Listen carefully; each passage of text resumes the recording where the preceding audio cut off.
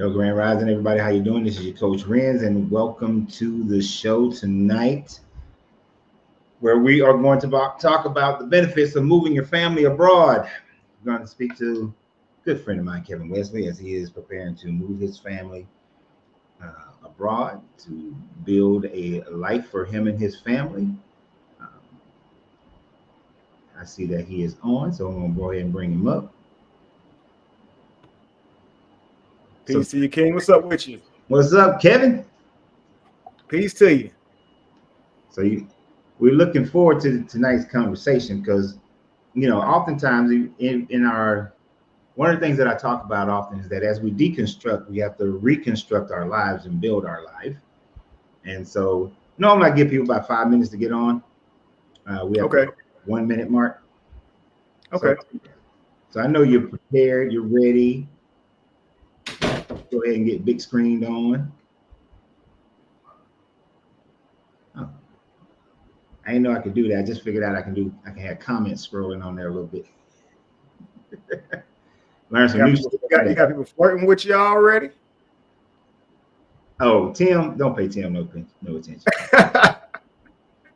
So I'm gonna go ahead and warn you. I got some ruffians on here. I got some crazy people. So Tim and Sean and Trauma Aladdin and Wrath. Sometimes you just gotta ignore them. Got you. We got good people like Teresa and Randall, and we got some others. You know how it is. We got some of those people who just be making all kind of crazy jokes and comments. Yeah, some of them just there to keep the party going. Exactly. So how's everything been going, man? Honestly, man, crunch time is, you have to be careful what you wish for or what you say in the universe. You know what I mean? You could always have what thou will, what you're willing to say out loud, but just be careful what you wish for. When you say those things, the universe begins to manifest, and you don't know how that process is going to look. So you got to be prepared for anything. So me making my request to the universe that I wanted to move has unlocked the universe, and it's in its process. And I'm having to, like a boxer, bro, duck and dodge and weave, and you know what I'm saying? Hold on. We ain't got to the 5 minute mark. Okay. You asked me how I was doing. How? Well, that is part. Yeah, I can see how that's part of how you're doing because you got. How's the family? Fantastic, man. We all hanging in there. More importantly, how's my little boy Meek? Meek is amazing, brother. Thank you for asking about him. Mm-hmm. I saw him saying daddy the other day. But yeah. When we closer to each other, I'm gonna have to work on him, saying Renz. He already, he know how to say Coach Renz. Oh, he good. See, that's what I'm talking about. You gotta raise him right. Next time I get him on, I'm gonna say Coach. He gonna be like Coach. Okay, all right. Yeah, man. Special place for you reserved over here. Yeah. So kids are doing great. I see that. Yeah. Even though I don't say much, I'll be watching. Yes, sir. And the ladies are doing great. Yes, sir. How's your family? Oh, we're doing fantastic, man. Yeah, I hear in San Antonio now it's 99 degrees. It was. I mean, even like tonight, it'll be 10 o'clock tonight. It'll still be like 92 degrees. Yes, sir. Wow. But it's good. Angelina, we just had her birthday. Yes, a couple days ago, went down to the San Padre Island, South San Padre Island, whatever the hell they call it. Nice little time, but we're enjoying it. We enjoying it. Like it there. Yeah. Outside the heat. Well, I'd rather have the heat than the cold, so I'm good. Okay. Yes, sir. Yeah. Hold on, Henry. Asking the question. We're giving people 5 minutes. We got about 30 seconds, and we're gonna get into this show. Everything's good. I can't ride my motorcycle. I got caught in traffic on my bike. What was that, like last week, Monday or Tuesday? 45 minutes, and it was like 100 degrees. And I was ready to kill somebody. It was so damn hot. Man. Yeah. So let me do the introduction. So I want to welcome everybody to Deconstructing Christianity. I'm your coach, Coach Renz. And tonight we have a very special guest, my brother from another mother, Kevin Wesley. As some Yes, of you, some of you have been around long enough to know the history. So way back when, back in around 2000, I can't remember if it was 2017 or 18, but it was in around that, no, it was 2015, I think. Around 2015, somewhere around in there, Kevin was a youth pastor, right? And then he decided through study to walk away from the religion. Now, generally, everybody should respect that, but he received a lot of death threats. He wound up losing his job, lost his position at church, that's understandable, but losing his civilian job, which didn't allow him to take care of his family. Well, I was watching all of this, and then I saw a couple of times where some people were really going in on him and just being evil. And so I made a couple of videos about it. Kevin happened to see it. We had a conversation. We started doing lives together. We did lives together for about a year, 2 years. Absolutely. Lives together.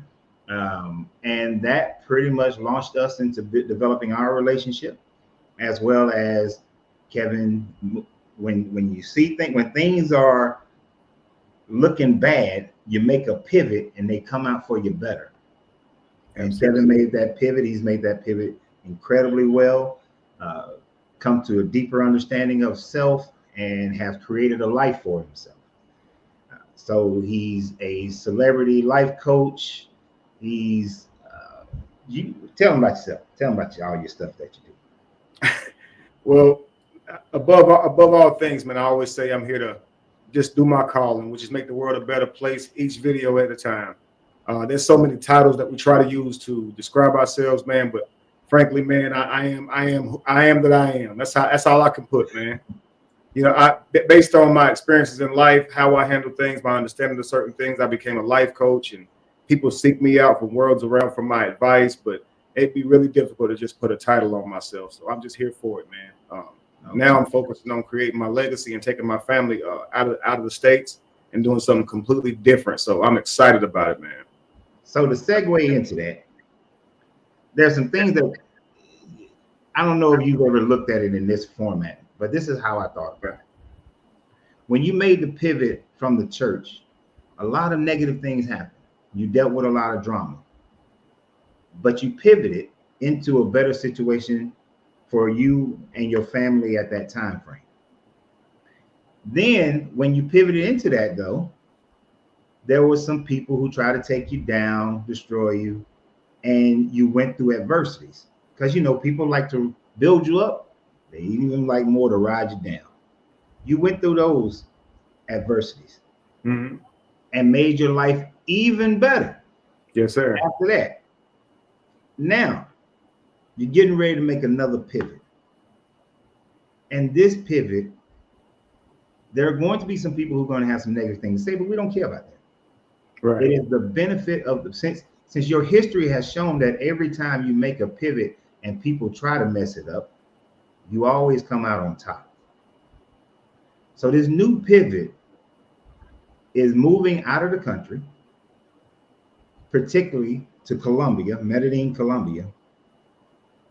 And tell us what made you think, what is the process that made you get to that decision with you and your family?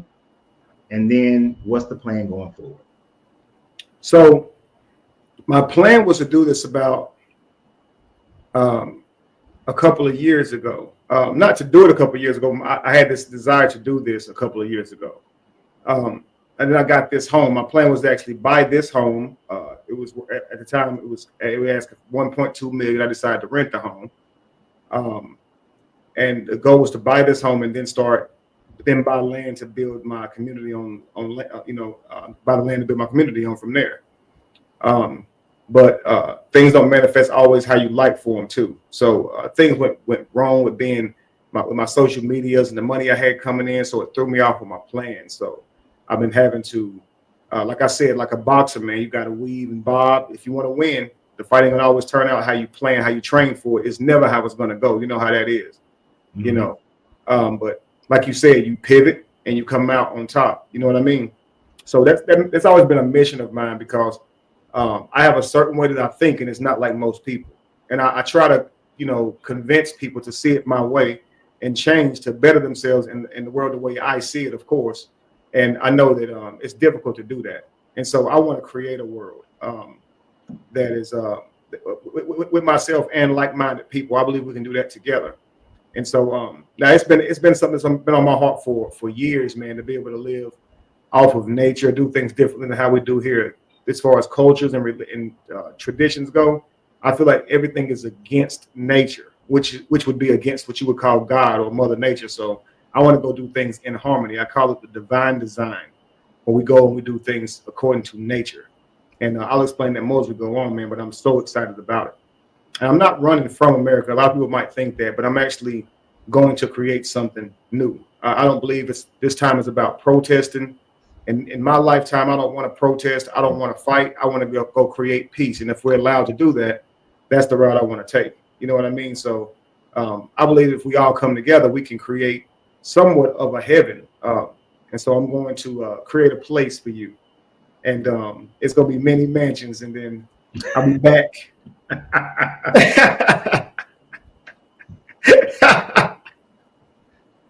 That's what we doing. I'm kidding. But I'm not the first one to do it, is all I'm saying. Right. So, all right.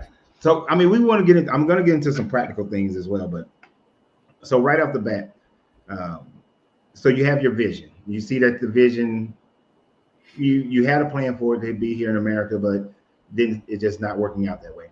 So you had the vision, Medellin, Colombia. I'm sure there are those out there who may think about moving out of the country and whatnot just for a better lifestyle, but they're dealing with a spouse or they're dealing with children and so on and so forth. How did you convince the family that you want to go to move to Medellin? So I've always been talking about how great word you use there, family. That's what we call it. We call our households families. And I think that in that family, something is lost. Families typically depend on a brick and mortar to keep them secured, right? A roof over their head and food in their belly. Where I look back to when we weren't called families, we were called tribes. And that means each individual was responsible for working with you to secure a common goal. And that was survival. And my family has been a tribe for the last 5 or 6 years. We've been surviving off of the work of each other. So we haven't needed a brick and mortar to live off of. We've lived off our own creations, our own abilities. And so because of that, we can live anywhere. That's why I'm out here in Gainesville now. We found a beautiful home and we decided to come and spend 3 years in this beautiful vacation place where we could do that. Again, we realized that by going to Colombia, we speed up time for us by hundreds of years, I would say, where it would take us time to have to allocate the land, build the house here, hundreds of thousands of dollars. We can do it there for a fraction of the cost. So not only that, you're not building inside of someone's cul-de-sac and their own HOA. You're creating your own and bringing people to it that think like you towards a healthier, free, more family-oriented, centered life. The modern system here, it just wasn't built for people like us and people of our like mind. And so if you value sovereignty, connection, and spiritual clarity, this is the place for you, man. Today I'm going to be talking, it's going to sound like I'm Ray talking about his boom boom room. But right now, this place 100% exists in my mind. But you give me a year or two, and you guys will start seeing these homes come up. You'll start seeing greenhouses behind every home as our refrigerators. You'll see us owning our land, fishing off our land, hunting off our land. And you'll see our houses actually shaped like circular instead of square. You're going to see this. Again, we do everything against nature. Your chakra, all of the planets, the sun, the sand, all these things around you, the ant's mound, the hole, everything is round, but we build our structures square. I don't know if you ever thought about this and looked this up. Did you know it's much healthier for us to live in round shaped homes? No animal builds a square home. No animal builds one. Beavers, every animal you can think of is a rounded home. And so I've been doing research on round homes and why people are doing it. Lorenzo, it's unreal. The air circulates better. You don't get sick as much just by rounding the walls, man. And so if you ask yourself, why did they do that here? Because there were pyramids before. There were 3 type structured places. Of course, it's a square when you look down at it, but the actual design of it wasn't square. Right. So you have to ask yourself, why did they bring this about? You know, but the way we do funerals is absolutely wrong. We're buried in a box again. And I don't want to say everything is in a square, but everything is square to rectangle shape. So again, we're buried in coffins instead of in pods with nature to go back to nature. And I want to go back to doing everything correctly, in harmony, and create a natural Black Wall Street to where we cycle resources amongst the people who live in that community and truly create a tribe as if we all are hunting together, so to speak. Right. You know? Yeah. Okay. And so when the family, so they were very much in line with this, the tribe of your initial tribe, your immediate tribe. It was just an immediate, no pushback. Absolutely. And see, with us, when we take on things with like a challenge, we love it. We have to learn Spanish. We get to learn Spanish. We have every reason now to tighten up on our Spanish. We always stick together anyway. We get to explore a whole new environment and go out and be nomads and create something in our generation that they haven't seen before. We actually cycle breakers. And so we believe in that thoroughly, man, that we're called to do something much, much greater than our family has let on, take us somewhere else. So you're going to build, you're going to get there. You and your family go there first. You and your immediate tribe goes there first. Find the land, buy the land, then start constructing houses on the land with greenhouses and farming and whatnot. Yes, sir. And then as you start building homes for other people, what is their criteria to be able to come and purchase these homes?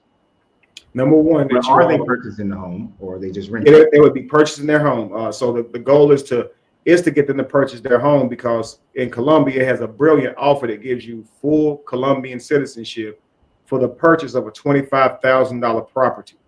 That property, though, in Colombia, you can imagine that to be $300,000-$400,000 type home for 25 grand. The money's way different there, guys. It's 4,000 pesos to the dollar there. Unreal. You could live richly off of $1,500 a month. Your whole life would change. So if you could get to Colombia, whatever monies you get there with, instantly magnify. They multiply instantly on the spot. Your food is cheaper. Your cost of living is cheaper. Land is cheaper. So creating a development where you guys can have 10 or 15 of you come out and start a community is little to nothing. It's easy. You can move all your family members out. Once you buy this land, you 100% own it. You're not paying taxes on it like you were in America. And they got city life all around it, just the same. You never know that you left. You understand? So if you can make money, you asked about criteria. Number one, you have to be of like mind. We don't want anyone coming out there who is going to be teaching against harmony. We don't want a melting pot of people who think differently that can taint our children. We want people who really see life the same, so our children can have the same values. That's more important than money. We're destroying our generations by living off of this system that desensitizes our children to each other, sex, and the value of relationships. So I really want to create a place where people know the value of relationships, the value of sex, what it takes to stay together, be together, and raise our children with that in mind, so we can create long-lasting families, man. Your legacy is only as good as you can hold it together. And so I want to have a community that stays together, works together. Your children move out there, their spouses move out there, and we all create something for real, like for life, forever. So you got to be of like mind, and then you have to be able to at least make $600 a month to be in Colombia to get your visa, your nomad visa, and things of that nature anyway. And then more than anything, be willing to contribute. If you're not coming over there and bringing money, then be out there planting with us. Be out there indulged and contributing to everything that it takes to survive. Back then, we didn't need money to survive, but you needed effort. And so everybody has to bring forth an effort. If you don't like the plant, then be useful in whatever other way. But we all have to work together to create a lifestyle. And I believe we can do it. But you can't be unwilling and expect to come over here. We do want people who are retired and things of that nature, because we will value your knowledge. And I'm sure you want your peace and live life in your later years free from the system. We want you guys there because we'll have enough young people there to do the work, and then your wisdom will be valued in the way that you give it. But just know that for everybody, we want people to become willing to contribute. And we always get the it's a cult type of deal before they even know the gist of it. But each person will be bringing out their own way of life, their own style of belief. And this is not a one-man show. It's many people coming together to form a community. This is you with a neighborhood. It's just imagine everybody thinks the same, though. Right. So it's not that everybody has to be like, it's not a religious movement. It's a lifestyle movement. Like right now, your neighbor probably doesn't believe in what you believe in. They're probably teaching their children something totally different than you're teaching them. And by the time your children get to the school, it's a melting pot of people who think something totally different. So if you're teaching your children the value of keeping themselves, by the time they get to high school and graduate, they're now trying to lose their virginity just to fit in because they're obviously teaching something different than what you're teaching, which is negative reinforcement. So if we could create a community where we all hammer on the same values, we could create something that is unique, something that is tribal, because the tribe thinks the same. It's one light, it's one mind, one sound. Mm-hmm. Okay, I'm with you. So, and I think people need to realize that we can live in harmony with each other as long as we have the same vision, the same why that we're there. You want to be a Buddhist, Christian, EFOB, agnostic, atheist, doesn't matter. The goal here is that we're just building a family structure, a tribal family structure where we are here for each other, supporting each other, and making a life that's better for each other. Mm-hmm. And like one of the, is not only one of the things that I was doing some research, because I know cost is always something that people they think about. How can I afford to do this? But I like how you just broke down that basically, if you can go through a process where you are receiving, what you say was $600 a month, yes, sir. A little over $600 a month, then your ability to stay in the country becomes a plausible thing to do.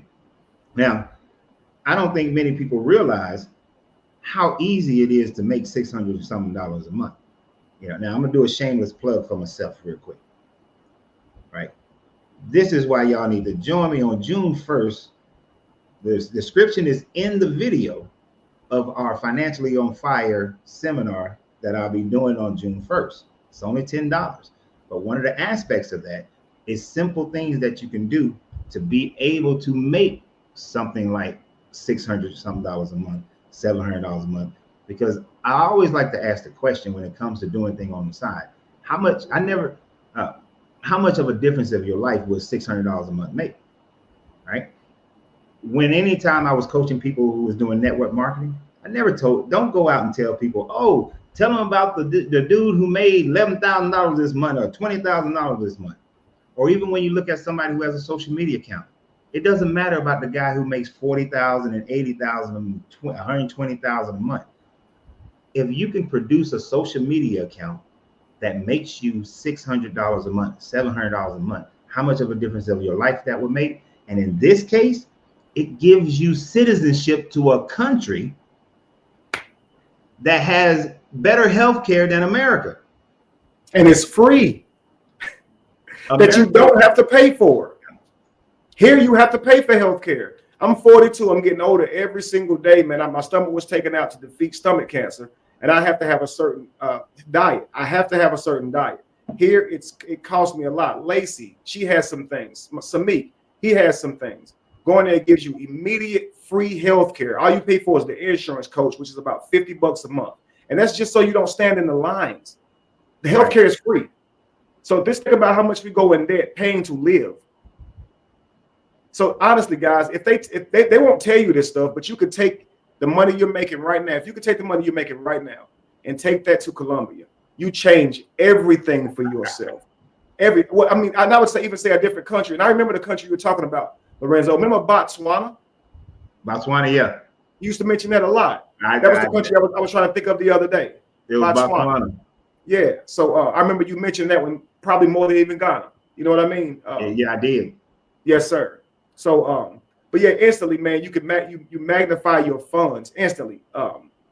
They want you to think that you have to work or die and all that type of stuff. But really, man, if you're just willing to uproot, you can have a totally different lifestyle than you ever dreamed of, man. You just got to be willing to uproot. And me, I think life has prepared me for this. I'm not a person who needs to see my immediate family every day. I can love them like to the end of the world, and I could not see them for however long. And when I see them, it's still love. I'm not a person who, and I love them just as much as the next person who wants to be around their family. Mm-hmm. But I don't have that need. I think it's in me to go out and create. I don't want to say I think, I know it is. You know, and you can look back through time.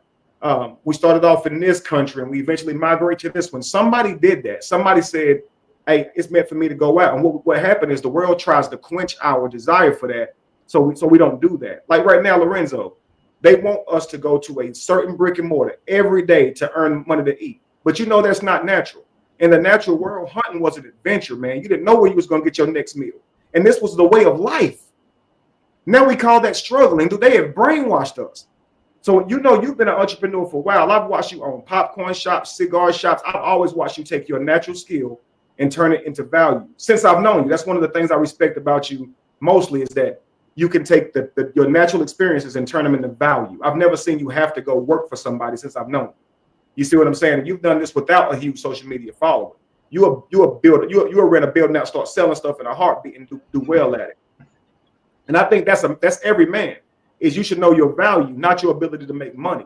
We all have an ability to make money if you sell your soul. If you go sign somebody's contract and work their labor, sure, they'll pay you for the hours you trade. But I'm talking about a man should know his value. Coach says, I know I can sell cigars. I know I can make popcorn.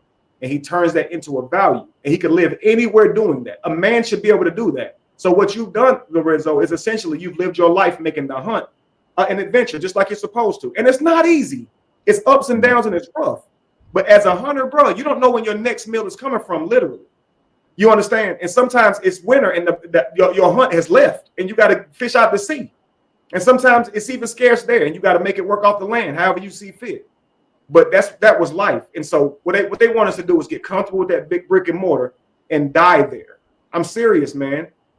Serious. And you won't have life more abundantly, but you will survive, but you won't have life more abundantly. Even the place that you live in that you think you own, you still owe for it. They can still take it. So really the sense of security that you have is completely false. So the goal is keep you going to work for your survival, keep you believing you have to pay for food and that it don't actually grow. And so now you depend on the supermarkets to give you your food and money to buy that food, and the place that you go work in, making you stable, making you set in one area. How can you leave? So if you think about right now, okay, we're free, but what would it take to leave? Look at how much work it would take to leave. You have to become self-sufficient and rely on your skill. And that takes a lot of faith in yourself. Coach can tell you, every man don't have that strength to step out and be an entrepreneur and trust himself. Most men are more comfortable with a job. And it's so much to the point that other men will shame you for not having one. As if you making money using your own skill ain't more of a job. Like, it's unreal to me what the stuff that people don't understand, Coach. Unreal to me. And I agree wholeheartedly, and I appreciate the compliment. But you are absolutely right. And it's funny, me and my wife was having a conversation a couple of days ago, and I was telling her, you know, like in my life, I don't know where the opportunity is going to come from. I don't know when it's going to come. The only thing I do know is it's going to come. And when it does, I got to always be ready to pounce. It don't come, you go get it. It never comes. You always go get it. And that was the part I was gonna say, because I'm always in a position to pounce on opportunities, I'm actually going out there and finding it. Like simple little thing. There's a gentleman that I got to build this perspective out for. All I've been doing is having conversations with this man. And then he asked me for the business, you know, to build this perspective for him and, you know, this business that you possibly want to start. But I cultivated that relationship, those conversations, even though other people had spoke bad about this guy. I was like, nah, they missing something. They don't see what I see. You know, so hunting that next meal. You know, this is a meal that I'm hunting that may not come to fruition for another 6 months to a year, but I'm hunting down. So I understand what you're saying. And everybody has, even though everybody's not built to build a massive business or even a brick and mortar, everybody in today's world, you have the ability to do something that brings value to a certain group of customers, because the world now, we live in a worldwide community. It is no longer you build a business and it's just for your small town or your city or your state. You can have customers everywhere. A lot of people don't realize that the largest group of people who watch my videos are actually in Nigeria. And well, it's the United States and then Nigeria. But Lagos, there's more people in Lagos who watch the videos than any other city. So you can reach people anywhere. So if anybody's on there thinking like, oh man, I ain't gonna be able to do this, I can't do this, how am I gonna build $600 something worth of value online or through social media? There are so many ways you can do it. You could be, and it's not all you got to build a social media platform. You could just set yourself up as a virtual assistant, only doing accounts receivable, accounts payable, or different things like that. It's whatever your talent, like Kevin was saying, whatever you have that's a talent of yours or a hobby of yours. And one thing you may not know, Kevin, I don't even like popcorn. I mean, but that shows the genius. You know what sells, and you're ready to implement that. And many entrepreneurs will tell you that any person who's trying to open a business doing what they love to do and solely that isn't very smart. You should assess the situation and see what sells and use your business expertise to sell what sells, not what you want to sell, because what you want to sell may not be something that's functional in that area. You see what I'm saying? And so you see that I was going to say, to me, you a mighty hunter. I know you're sitting there looking like Crocodile Dundee right now, with our beard growing in similar. Somebody here said we could be cousins. You see what I'm saying? But I've always looked at you, brother, and said that man is a mighty hunter. And I've always been kind of blown away at your ability to bet on yourself. You see what I'm saying? Like you would really go take a brick and mortar, rent it, and you would make a life off of the people who pass by. You would get out there with your popcorn, and you would come up with, different specials for your popcorn, and find ways to keep your customers. You do this all the time, even like I said with cigar shops. And the thing about it, I can even tell. I know you love cigars, but I could tell that popcorn wasn't really your passion, and you're doing it because this is something that you must do right now. But to me, that all points to the hunter that you are. And you said some kind of way it always comes. And I think we talk like that due to religion, but it never comes. You always go get it. Right. And the thing about mighty hunters is, the faster you run, the faster your prey run from you. It don't ever slow down for you. No lion can tell you a gazelle ever laid down for him. So nothing has ever came to me, bro. I've always had to go get it. You're right. I'm having to mix that out of my. Sometimes a lion Sometimes a lion fail to look in the mirror and see that he's a mighty hunter. And sometimes a man need to be reminded of that, bro. And I'm telling you firsthand, I've watched you do it. And I'm serious. I'll be right here like this. Can't fathom it. Like, this brother will bet on himself. And it's people like that I learn from, because I'm betting on my damn self. You understand? Good. I'm betting on myself. As well as you should. And yes, sir. And that's what everybody who is thinking, who's contemplating this maneuver, is that you really, it's not about leaning on Kevin. It's not about leaning on me. This is really about betting on yourself. The American way is just for you to work until you die. And in most cases, in a lot of cases rather, you see people work, then they finally retire, and within 5 years they're dead, because then I added all that stress to their lives. So now it's about betting on you. Like, I saw a boss lady said that her disability prevents her from starting a business, but she wants a business. Unless you got an illness that keeps you just laid up in the bed and you can't move, and you blowing into a tube in order to make your comments, there is something that you can do that could be your own, that will facilitate an income for you to be able to move to a place. Like, Medellin is a beautiful place. Me and my wife watch House Hunters International like a champ, and they do Medellin a lot. Mm-hmm. And so from what we've seen of Medellin, You know, you got fresher air, calm, a steady temperature where you don't even need air conditioning or heat. Absolutely beautiful year round. Right, year round, beautiful temperature. You got this land that allows you to grow fruits and vegetables, and have animals or whatever you want to do. The food doesn't have all even the store-bought food doesn't have nowhere near all the poisons and preservatives and all this. Lorenzo, right there. Just pause right there. Now, in the natural world, right? Wouldn't animals relocate just for fresh food that hasn't been tainted? Wouldn't they relocate just for the fresh food? Wouldn't they do that? Yes, they would. So we could go somewhere and live where there's fresh food, and even if it was paying the same, wouldn't it be worth it? Mm-hmm. It would be. But we're going to go out there and eat fresh food that hasn't been tampered with, that's actually less expensive though. And we're wondering, how can we afford it? Exactly. How can you afford to stay here and pay for poison food? Maybe you should ask that question.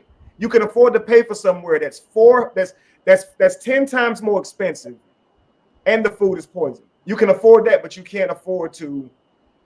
I don't understand. I'm telling you, it's the prison is our minds, because we'll come up with excuses, which proves that we're our own warden. You understand what I'm saying? Mm-hmm. Now I got this. I really want to tackle this one. So boss lady said that's just it, coach. Many days I can't move a muscle, including my brain. My brain for a chronic pain is debilitating. Okay, I understand that. So my question then would be, and Texas God has kind of put it out there before I got a chance to bring it up.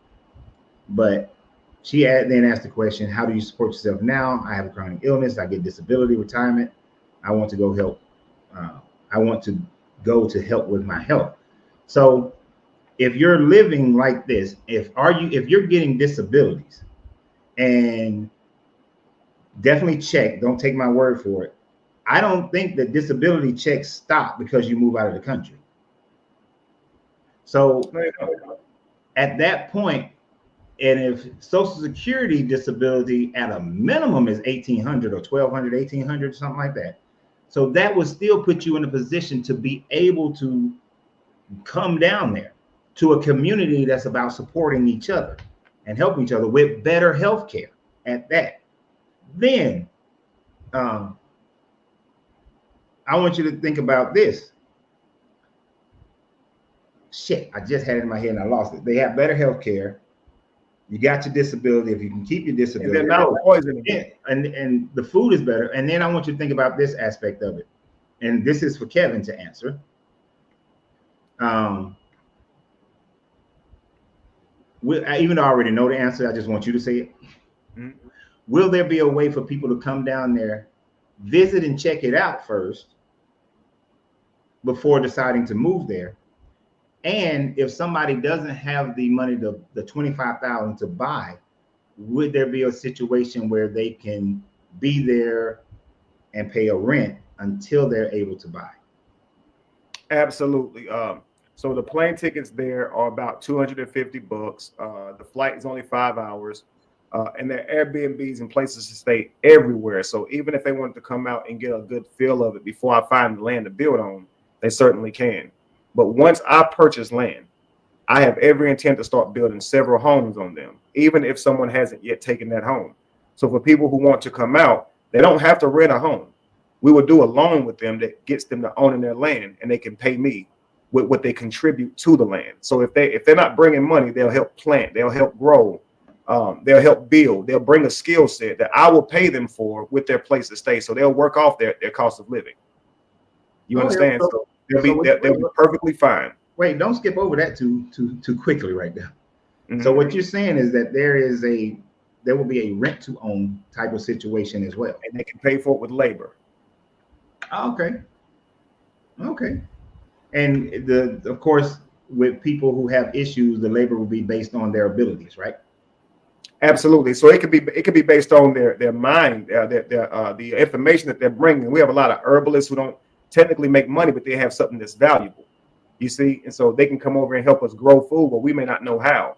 And there will be enough for us to survive, because the land will be owned. So even if an older person can't actually afford to stay and don't have anything to offer, they're coming out there to better their health. There will be a place for them as well. The thing I don't like about families is, in a family, typically, you don't get one once you've raised them. Once you spent your earnings in your life being the burden, being being the resource for the family, in the end, you don't get one. I've seen so many men and women homeless and dying in retirement homes after they raised their families. In tribes, old people are valuable. They don't become less valuable and become replaced. They become more valuable. You understand, based on that information. So I don't like that we die in rest homes. I think we should be dying with our families, so that your children will be raised to understand that they transition you. That's the only way to go about it. That you don't die a million miles away from them. That's crazy to me. And that's one of the things about life that I say we failed is we miss our we miss our birthrights because we're not understanding that we're multiplying ourselves. We're raising these children to believe that they don't have a debt to their tribe. And so I raised you and I carried you when you couldn't walk. At some point, I won't be able to walk. And this is why I'm in the business of creating mini me's, because you're going to get older.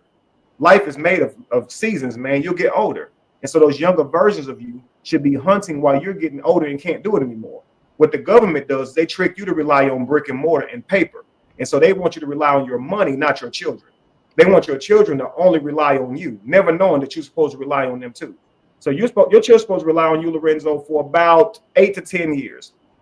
After that, they're hunting with you by now. They're out shooting the arrow. They can throw a staff. At 10 years old, a little boy can do a lot. And by this time, you're his business. He's your business partner. Y'all hunting together. There should never be a time to where you're a grown man bringing another grown man allowance. But that's what we tricked into believing, that we are supposed to raise our children until they're grown, got hair over their mouth, and full breasts, and never contribute to the tribe ever. Man, the lion has his little lions hunting with him from the beginning. And every animal does this. I call it baby bird syndrome, which is what we're giving our children, is that they're grown still having their hand out and their mouth open when they're old enough to actually be contributing. You understand? And so I'm saying all that to say that for older people who don't necessarily have the energy to contribute, there will be a place for you. There's people out there who are in the medical field who are going out there to use their calling. And so their calling will be to care for those people that's transitioning, especially if their children don't come with them. So, again, this is a way of life that I believe people from all different ages can benefit from. I know that there are elderly people out there who have wisdom that we don't have access to anymore, Lorenzo. Well, what foods provide healing? Again, how to plant certain foods. My grandmother, man, if I could dig her up, she's worth millions of dollars. For questions I wish I'd have just wrote down when she was trying to tell me, I didn't want to hear it. You understand what I'm saying? She understood so much about survival that I don't have access to that information now. You know, I talked to her herbalist the other day, and her mother is actually 87. She's in her late 30s, but her mother's 87 and is a herbalist and trained her in the same way. When I tell you, just having a conversation with her, you can tell her anything you're having, and she'll say, "Take this." She just instantly knows this stuff. She couldn't write all that down if you tried. She doesn't know what all she knows. You'd have to ask her to get to it. That's valuable, man. And you know what's filled with that value? Graveyards, because we don't write it down. And so I'm trying to create something where all this is actually passed down as a resource, and we know what we're doing, so it's not lost again. We're walking libraries, man. And so even for your knowledge, you can come, because I'm telling you, we're going to a place to where money won't be the ultimate value system. It'll be contribution in whatever way it benefits the tribe. Do you remember? You probably don't remember this, but we talked about this in 2018.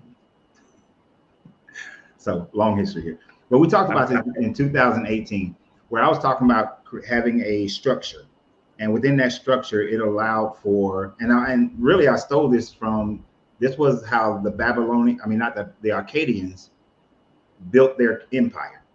Mm-hmm. One of the things that they did, other than war, but one of the things they did to increase the level of knowledge and continue to pass along knowledge within their society, was that they had these halls of learning. It wasn't a regular school where this person is a teacher and they teach, this is their job.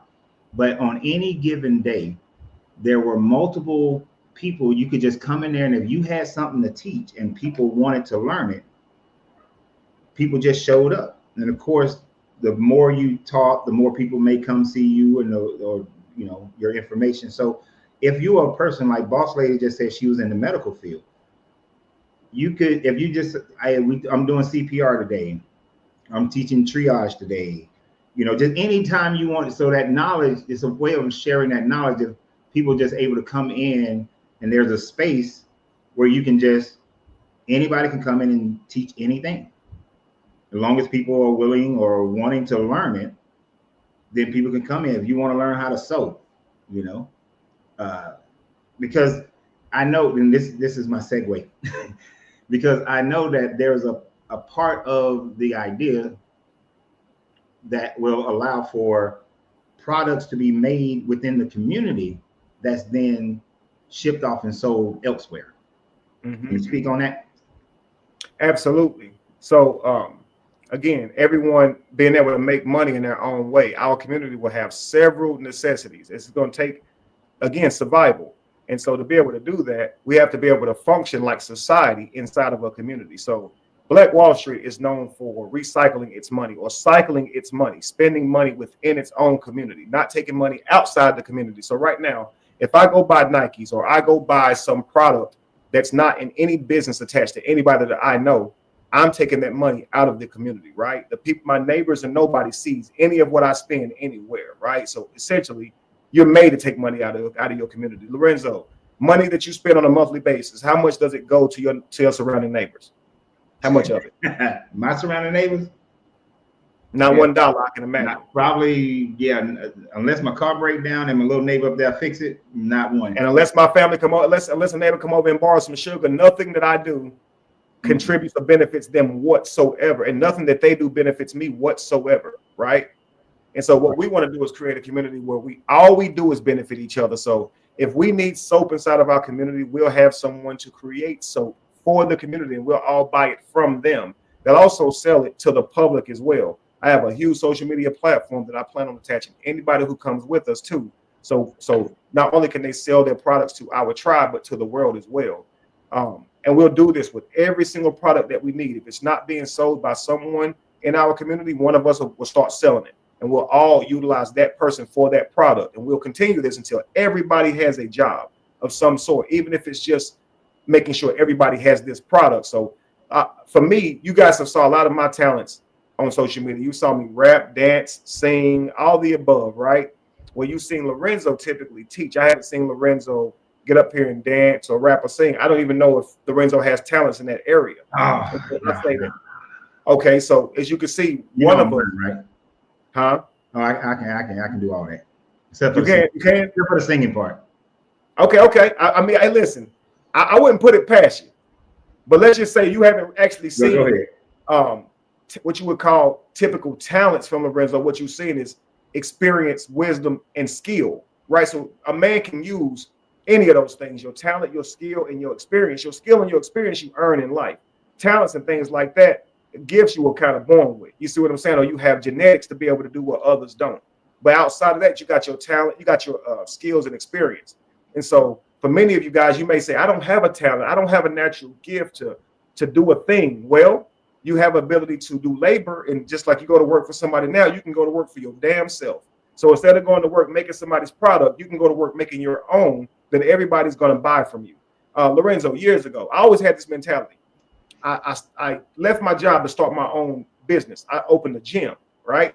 It was called Extreme Next Level Training, okay? I watched P90X and all these different videos I would buy and work out, right? I also trained boxing and things of that nature. I was a bodybuilder.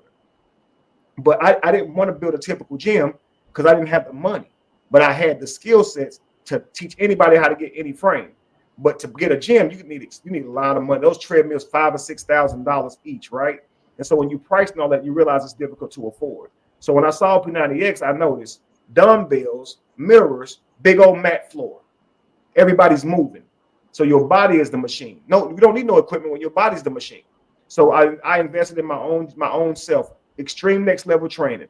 I went and bought a bunch of dumbbells, weighted poles, stretch bands, and put a pull-up bar that stretches as far as the eye can see, right?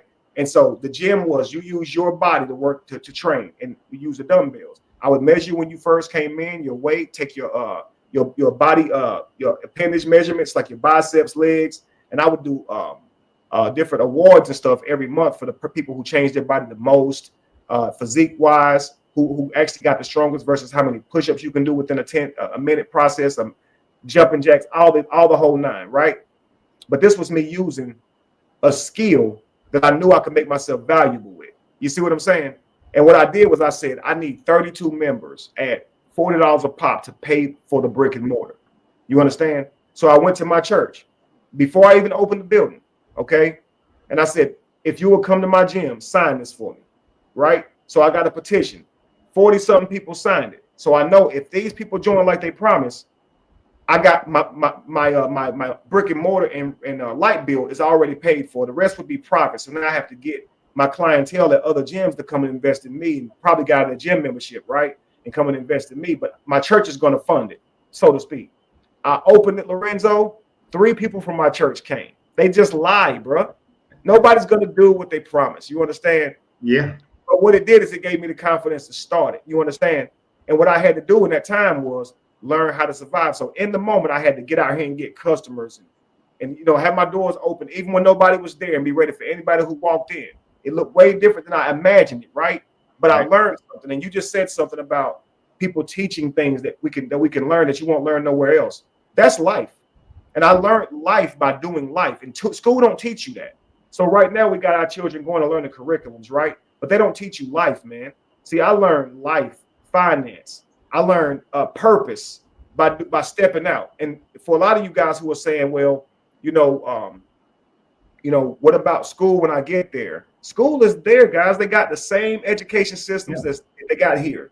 But what your children will get is a curriculum that school can't give them. They're going to learn life. They're going to understand what it takes to leave a land and go to another one and have to adapt and adjust to get used to developing a new surroundings and being social in those environments. They're about to see something that really Hispanic people face all the time. They can be as intelligent as the next man. But when they come here and don't know English, people look down on them and think they don't know what they're talking about. And that sucks. And so we're going to have to face that. I'm very intelligent, but my Spanish ain't there all the way. And so I'm going to have to now try my best to get by. And I need that, Lorenzo. I need that sharpness. Life gets boring when you're smarter than everybody around you. I'm being silly, but no, I need that, man. No, you're right. I never want to be the smartest person in the room. Imagine this, a curriculum where you learn farming, family, dual languages, and purpose, where you're teaching children how to create freedom, not just chase it, where you building a village where elders matter, men lead, women nurture, and children thrive because of it. Our family is going to document the entire journey for others to follow. And I promise you, when y'all learn that all it takes is for people to work together, you're going to be blown away because y'all think it take money. It take people working together. We had tribes long before money. We had communities and houses long before money, guys. You've never seen a house made of money. You've never seen that. You see houses made of natural materials that effort built. And you can go do that for a whole lot less if you leave the country. If you're willing to uproot, you literally do speed up time. It's like jumping in a time machine. I'll say this right here to you guys about visas and stuff. I think a lot of you guys were wondering about that. For a tourist visa, 90 days in Medellin, if you were to go out there for 90 days, that's 180 days without any hassle. Okay, so that's 90. You can do this twice a year, 90 days twice a year. That's 180 days without any hassle. You can do that regardless. Okay, without proving you make money. But to get a digital nomad visa where you can live 2 years in Medellin requires $700 monthly income. You just prove that that's what you make per month. Okay. The other options is to marry someone to get a marriage visa, go to school there, have a student visa, or a digital visa, which means that you're earning money online, doing kind of what me and Lorenz do. And then there's a long-term visa, which is residency after buying a $25,000 property. So again, it's low cost, it's easy, it's effective. You're always on the property. Nobody can take it from you. It's worth it to do that just to have a vacation property. I mean, that's unreal, man. To have a security that you can always take your children in case something goes wrong in the States. $25K, that's worth it just to have a nest egg. You understand? Definitely. And Stephanie is putting forth the sentiment that a lot of people are going to have. And I know you might have missed the first part, Stephanie, when I kind of went over this situation, that you're interested. Single parent with grown kids, single woman with grown children, got disability, not disabled. Been talking about relocating to another country for years. Just don't know what and how to do it. That's the purpose of what Kevin is talking about. Is what he's putting together. Is how is he's. This is why I put his page, the name of his page on his in the content comments. But it's Kevin Wesley at Be the Evolution on Facebook and YouTube. You have skills in childcare and customer service. Those are the things that can be used. This is why you go and join Kevin's page, because even though we'll have Kevin back multiple times as we're getting ready, as he's preparing and moving through this process, especially when he gets there, the how and the what, those are the easy things. As long as you have a strong why, we can figure out your how and your what. We can figure out how to get you to where either you're digital for in one format or another, or you go over on a different type visa, or if you already have the ability to purchase $25,000 worth of a house, $25,000 house, which automatically just gets you there. It doesn't matter how much money you make or bring it in at that point. But being attached to the page and being part of the group, you'll learn the how and the what through the process. And then you just got to open your mind up to start thinking about, well, you got to think beyond your barriers. Oftentimes we put up these barriers of, I don't know how I'm going to accomplish this. I don't know how I'm going to accomplish that. We say no to ourselves before we actually even try something. So everybody has an ability, a habit, or a hobby, or an ability to be able to facilitate the funding to be able to go do it. If you make your why strong enough and emotionalize it, it'll force you to think beyond your doubt, and you'll be able to do it. And everybody can do it. There's not one person on here who can't do it. And please be doing this for a way of life, not from a consumer-based mentality. I can go over there and live rich. Don't do it, because your mentality would be a broke mentality. Wherever you go, you're going to overspend and end up back in the same situation. They got city life and all this different stuff and clothes for sale. The same stuff you can buy here, you can buy there. So I'm telling you, it's the mentality that's killing us. And let me this jump lady said something very powerful here. She said, I have 2 children that's grown. When we get there, Lorenzo, we realize we're older, we're disabled, and we have children that's grown, and we still haven't figured it out. That's when we got to realize, okay, we dropped the ball somewhere. My children are grown, and I realize that they are nowhere near where I was as far as surviving on their own as I was when I was young. And I realized I done something wrong. There's a little bit of spoiling that goes on there. When you try to give your children a better life than you had, there's a little bit of spoiling that can go on there where they can lose a little bit. And so when she says she has children that's grown, I would say my advice to you is to, if they're grown, put it on them. Tell them the goal, that we want to get the Medellin. This is what I need from y'all, because you're older. By this time, they should be taking care of you, love. If you're a single mother, by the time your children are grown, especially if they boys, those boys are supposed to be a blessing. They're supposed to be able to take care of you. They're strong men. You got 2 men if that's the case. Until your children go find a spouse, you have 2 men that you can put to work, and they can be your mini me's. They're your children, so that's supposed to be you in more than one place at a time. And what we failed at is sending our children hunting with us earlier. And so because of that, they're not as prepared as they should be. But it's okay. The moment you realize that, you can choose to die now like you are and leave them unprepared for life, or you can say, I'm gonna take this duty on now and make them prepared. Because I can tell you this, if you're sitting here and you're going, okay, let's just imagine we're back in nature, and you hear a group of people talking about leaving. Instantly, you're thinking about the journey, how far it is to walk, and how you're not going to have a comfortable bed to sleep in, and see your next door tribal member right here who said they didn't want to go. When those people who decide to go, they're going to learn so much and experience so much. And if they were to ever come back, you would be able to witness firsthand the difference in their level of mentality.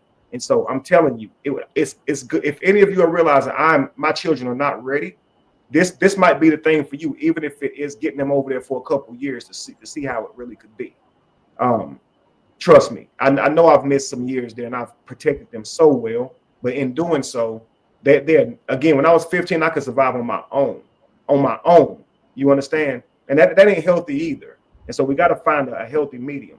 But our children should dang full well be able to take care of themselves when they hit 19, 20, and somebody else. Because again, if you were raising your children to hunt, they wouldn't be trying to figure it out. Lorenzo, they know exactly where their next meal coming from. They'd be getting up and leaving the house with an arrow in their hand. That's just how it would have been thousands of years ago. But when you make money to go to, it distorts reality, and we don't live by reality. And that's why I say we are out of harmony with the universe. We should never be saying we got 2 grown kids and can't figure it out. Ever. You got 2 grown kids, that means you blessed. You got 2 grown people that are still under your voice. Shoot. Lorenzo, do you understand? What if you had 2 18-year-old boys who would do exactly as you asked right now, sitting with you? How much more could you get done? And if you understand that, that's a blessing. But if we don't raise them right, they'll be ignorant, or they'll be stubborn, and we won't be able to use them effectively. You see what I'm saying? Right. Exactly. So it's a whole lot to our birthrights, and we've been throwing them away, man. I'm telling you, people are your resource. We've been saying that money is resources, but when you go to work, they have this thing called human resources, right? They know humans are resources. Believe me, that's why they enslaved so many people, is because they know that humans are resources. They're using you as resources. That's why you work right now and pay them your taxes. They're using you as a resource, but don't want you to know your children are. Ain't that crazy? Yeah. Imagine, Lorenzo, you have children. When they're young and drinking out of a bottle, they give you tax deductions for it. But when they're old and eating out of your refrigerator, they don't give you shit. When they cost you more, they give you the least. Ain't that amazing? So when they could reward you for not having children, having young men out here struggling to survive, and instead you housing them, they actually punish you by saying you can't carry them anymore. So what they're telling you, we want our kids out here on this hamster's wheel. You see what I'm saying? We want what's in front of them, the carrot, to be rent, so they'll keep spinning that wheel. As long as they have to survive, they'll keep going to work and spinning that wheel and paying us taxes. They don't want us comfortable, man. I'm telling you. The moment you realize that, you ask yourself, do I have a slave mind? Am I actually praising staying on the plantation? You need to get a job. You crazy for leaving the country. You need to get a job. Man, you're not thinking properly. Your job should be like Adam, like Adam, fictitious Adam. Your job should be one with the universe, raising the seed from the ground, because that is your shelter and your food. Spider, see, from the spider, Lorenzo, its web, its housing, and its food source comes from its body, right? Well, so do yours. And it's attached to the earth through seed and growing. You get your house from the trees, and you get your food from the trees. Trust me, if you're not doing your part. So you wonder why you're struggling. If the spider stopped spinning its web and start going to work for money, how stupid would that look? It looks dumb. Imagine hiring a spider to do a job, and you're gonna give him food and place for him when he can literally go build a web and just wait.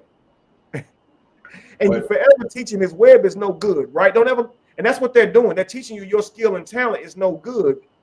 They're asking children right now in kindergarten, what you want to be when you grow up? Because they want in your head to imagine a job. I'm telling you guys, something that is in their matrix. That's what they want you to imagine. So let me ask you a question. I want you to answer this one. All right. Because I know how I would answer it, and it might not be nice, but you'll probably do it nicer. This is a good guy, but how would you answer this question? How are we going to avoid the Tulsa scenario?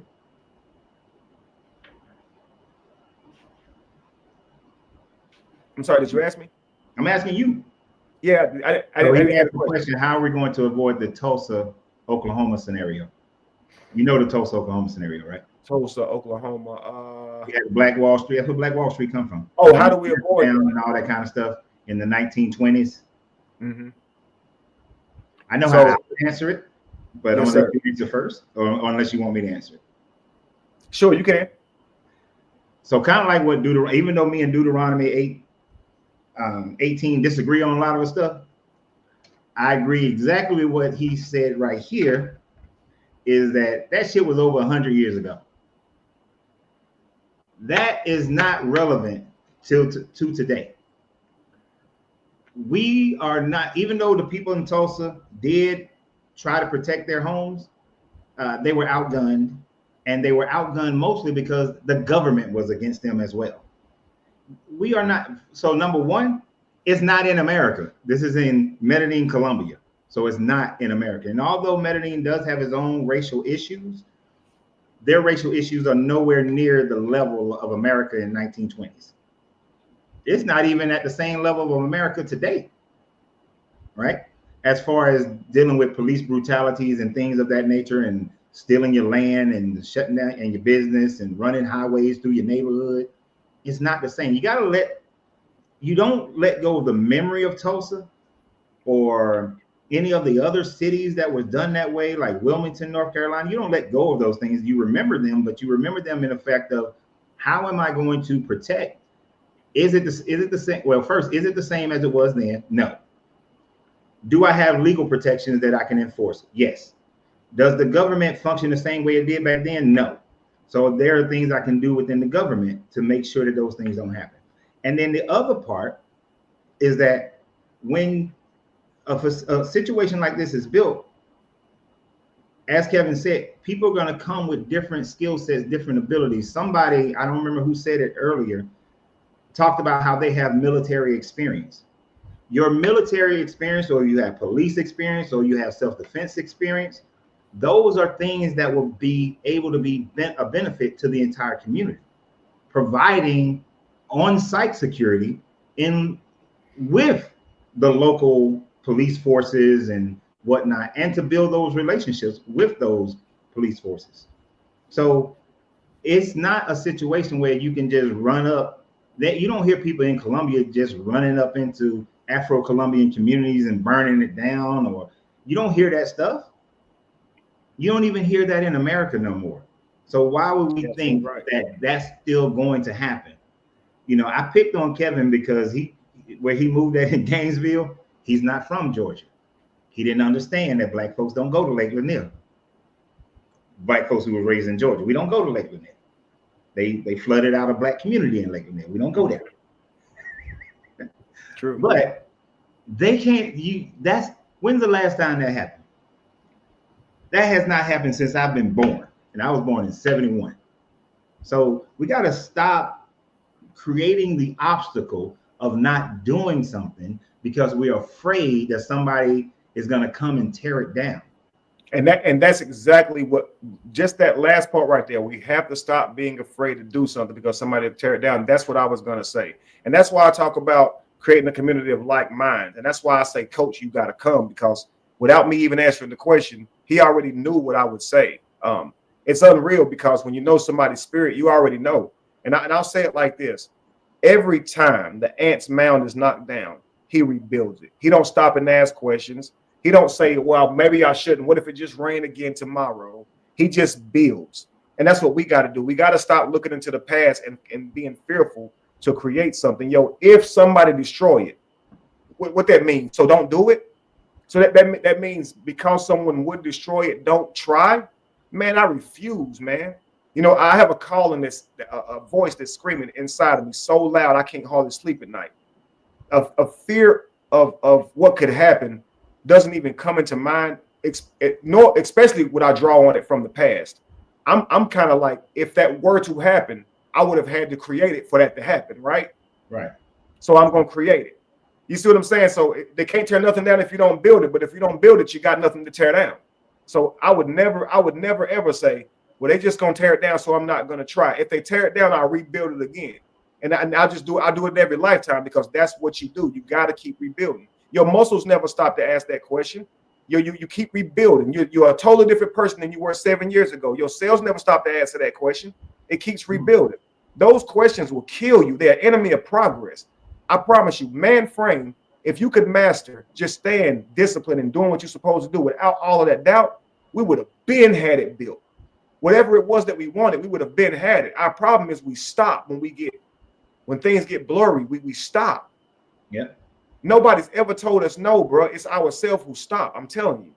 And now that's not a racist bone in my body, guys, for whoever asked that question. Yeah. Now, this is not a dig, but I want to answer this question.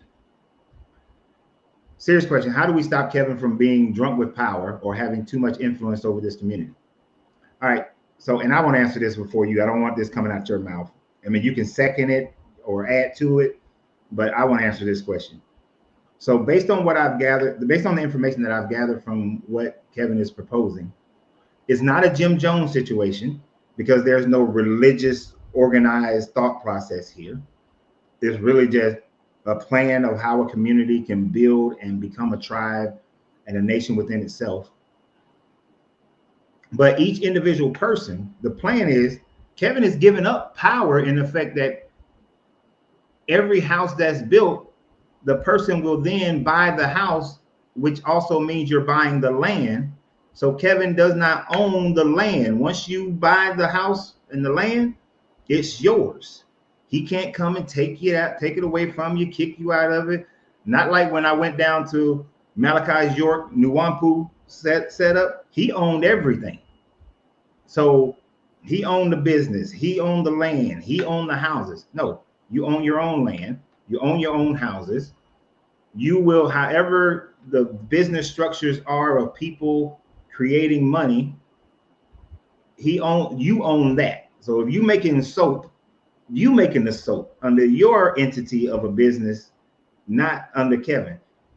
Kevin's role, if I'm understanding correctly, is just merely to plant the seed, set it up, let all the different branches grow from it, but just be a guide with others who can be elders and leaders within that community. So anything you want to add to that? You said it beautifully. And then about being jumped with power, I don't know what that necessarily looks like, and so how you can come to that conclusion, and then also about how do you stop a person from having so much influence. Now I can answer that one. It's typically not the person, believe it or not. Even when you find a person to be very charismatic, it's typically not them as to why people follow them. Typically, a person represents the collective. So when you have somebody rise to power, it's simply because a lot of people think like that. Don't ever blame the person who rises to power. It's very important that you understand that. And people are not actually so clever that they can get you to just choose them. You know, a lot of thoughts they're saying, they resonate with a lot of people, and that's typically how somebody becomes the power. And that's even if you look back through to the worst dictators. Believe me, there was a majority of people who was behind that person. And yeah, they tell you to hate that one person, but it's never the case. Trust me. So a leader is only a representative of the collector. He is not a true leader. Nobody is. I can't follow if nobody cares what I have to say. I can't lead anybody if nobody cares what I have to say. It's just 100% a fact. Yeah. And actually, when I teach leadership, when I teach somebody who wants to be a leader of a company, or, you know, the very top of a company or the very top of an organization, it's not that person who actually builds the organization that has the most influence. It's his first levels of lieutenants. Them first two levels of lieutenants are the ones who actually build the vision, who actually have more influence on the community, because they are the first ones who truly believed in the why and the vision of what was proposed. And really, the leader is kind of like just the mouthpiece. It's like crazy, but the oracle, so to speak. There's a certain thing about people like ourselves, Lorenzo, that we receive something, and it could be it's a vibration or something, but we're translating it into words. Whatever these thoughts, these downloads that drop into us, we're translating them into words. And what happens is we may not know it all. We have divine sparks, and so what we need is great people around us who can help those things to manifest, because we get amazing ideas, and frankly, we shouldn't even get credit for all of them. They're divine, truly. And so I know that more than most people. And so I would never think that I have what it takes to put this together. I know that I'm supposed to facilitate people that can put this together. I don't have all the skill. And so I can't build something and it be my own. I don't know real estate. I don't know how to plant foods to the level I should know. I don't know herbs, but other people do. I'm highly spiritual. I'm tapped in. I get downloads that and glimpses and insights on things that would blow your mind. But as far as the skill sets to create a community on his own, no way. And so no man is an island. The goal is that you, and this, Lorenzo, this is the beauty of it. I think this is why we die. because it's to show you that no man can save us. No man has all the answers. I think that's one beautiful thing that dying teaches you, is that no matter who you are, you can't do it alone, and you eventually die anyway, even if you could. If you could do it all, you could only do it all for a few years, and you're dead anyway. leaving yourself to have to trust other people. So the beauty is you're gonna have to work together, and you got to have somebody to pass it on to. That's the crazy thing right there. It ain't just about working together. You got to also pass that shit on to somebody who cares enough to pick it up. You see what I'm saying? So it always matters how you treat people. It always matters how you lead yourself. And based on somebody earlier saying, because a quote just came to my mind again, talking about that insight, that divine download. I hear the Bhagavad Gita singing to me right now. It's 2:24 or 2:47. It is, you have the right to perform a duty, but not the fruits to the actions. You can move with faith, but not results. You understand? You have a right to perform your duty, but not to the fruits of the action. So we have a right to go there and create, but we don't have a right to dictate the success of it. It's actually not about success or failure. It's about answering your calling. I'm telling you now. If Lorenzo and I were natural, I hate to say natural beings, because it really is almost like we're zooed animals right now. But if he and I were to take off and go to where we know animals are, or where we truly trust they are, if we go there and don't find them, that's not a success or a failure. That's learning. You learn they weren't there. So now you got to try something else. And that's what life is. And we keep taking moments and thinking you failed. Life ain't over yet. We'll expect something by Tuesday, and if it don't work, we'll fail you. Honestly, get out of your head, because you're going to kill yourself, man. Do you understand? If you get out of your own head, you can build anything. Trust me, because it's always about just taking that next step. Every day since I've said that we're leaving has proven to be more difficult than the next. But every day that we keep wading through it, it gets you more clearer. Lorenzo, it appears to be a storm in front of me, right? Right. But every step I take, I'm noticing not a single drop of water has landed on me, bro. And it looked real stormy, but I'm not going to stop walking forward. And before you know it, we'll be in Colombia. We'll be set up, and I'll be showing the world exactly how to do this. You see what I'm saying? Because whatever you get ready to change over, it may not always be easy, man. And I want you guys to watch me and know that it's not easy. You're going to see me sometimes appear like I'm falling, appear like I'm nervous and worried. You saw me just days ago say, look, guys, my landlord wants his place back a month early. I got to sell all this stuff just to be able to survive here until we leave. I'm going to have to be a nomad. And since then, people coming through buying stuff. You see what I'm saying? So, and I'm trusting, I'm betting on myself enough to sell my stuff, bro. So if I don't make it to Colombia, I don't have no more stuff. So I believe in myself and my family. My family believes in me. So I want you guys to understand, this is not an easy thing. This is not, Kevin just got money in the bank and got it saved up and money for days. He's only polygamous because he can take care of them. No, my wives are working with me right now to survive. They're not living a carefree life mooching off of me, y'all. We all work together to accomplish what we all want to see in life. A lot of people's mindset about me has been totally screwed up. They think I only have this lifestyle because I'm rich. I've never been rich, ever.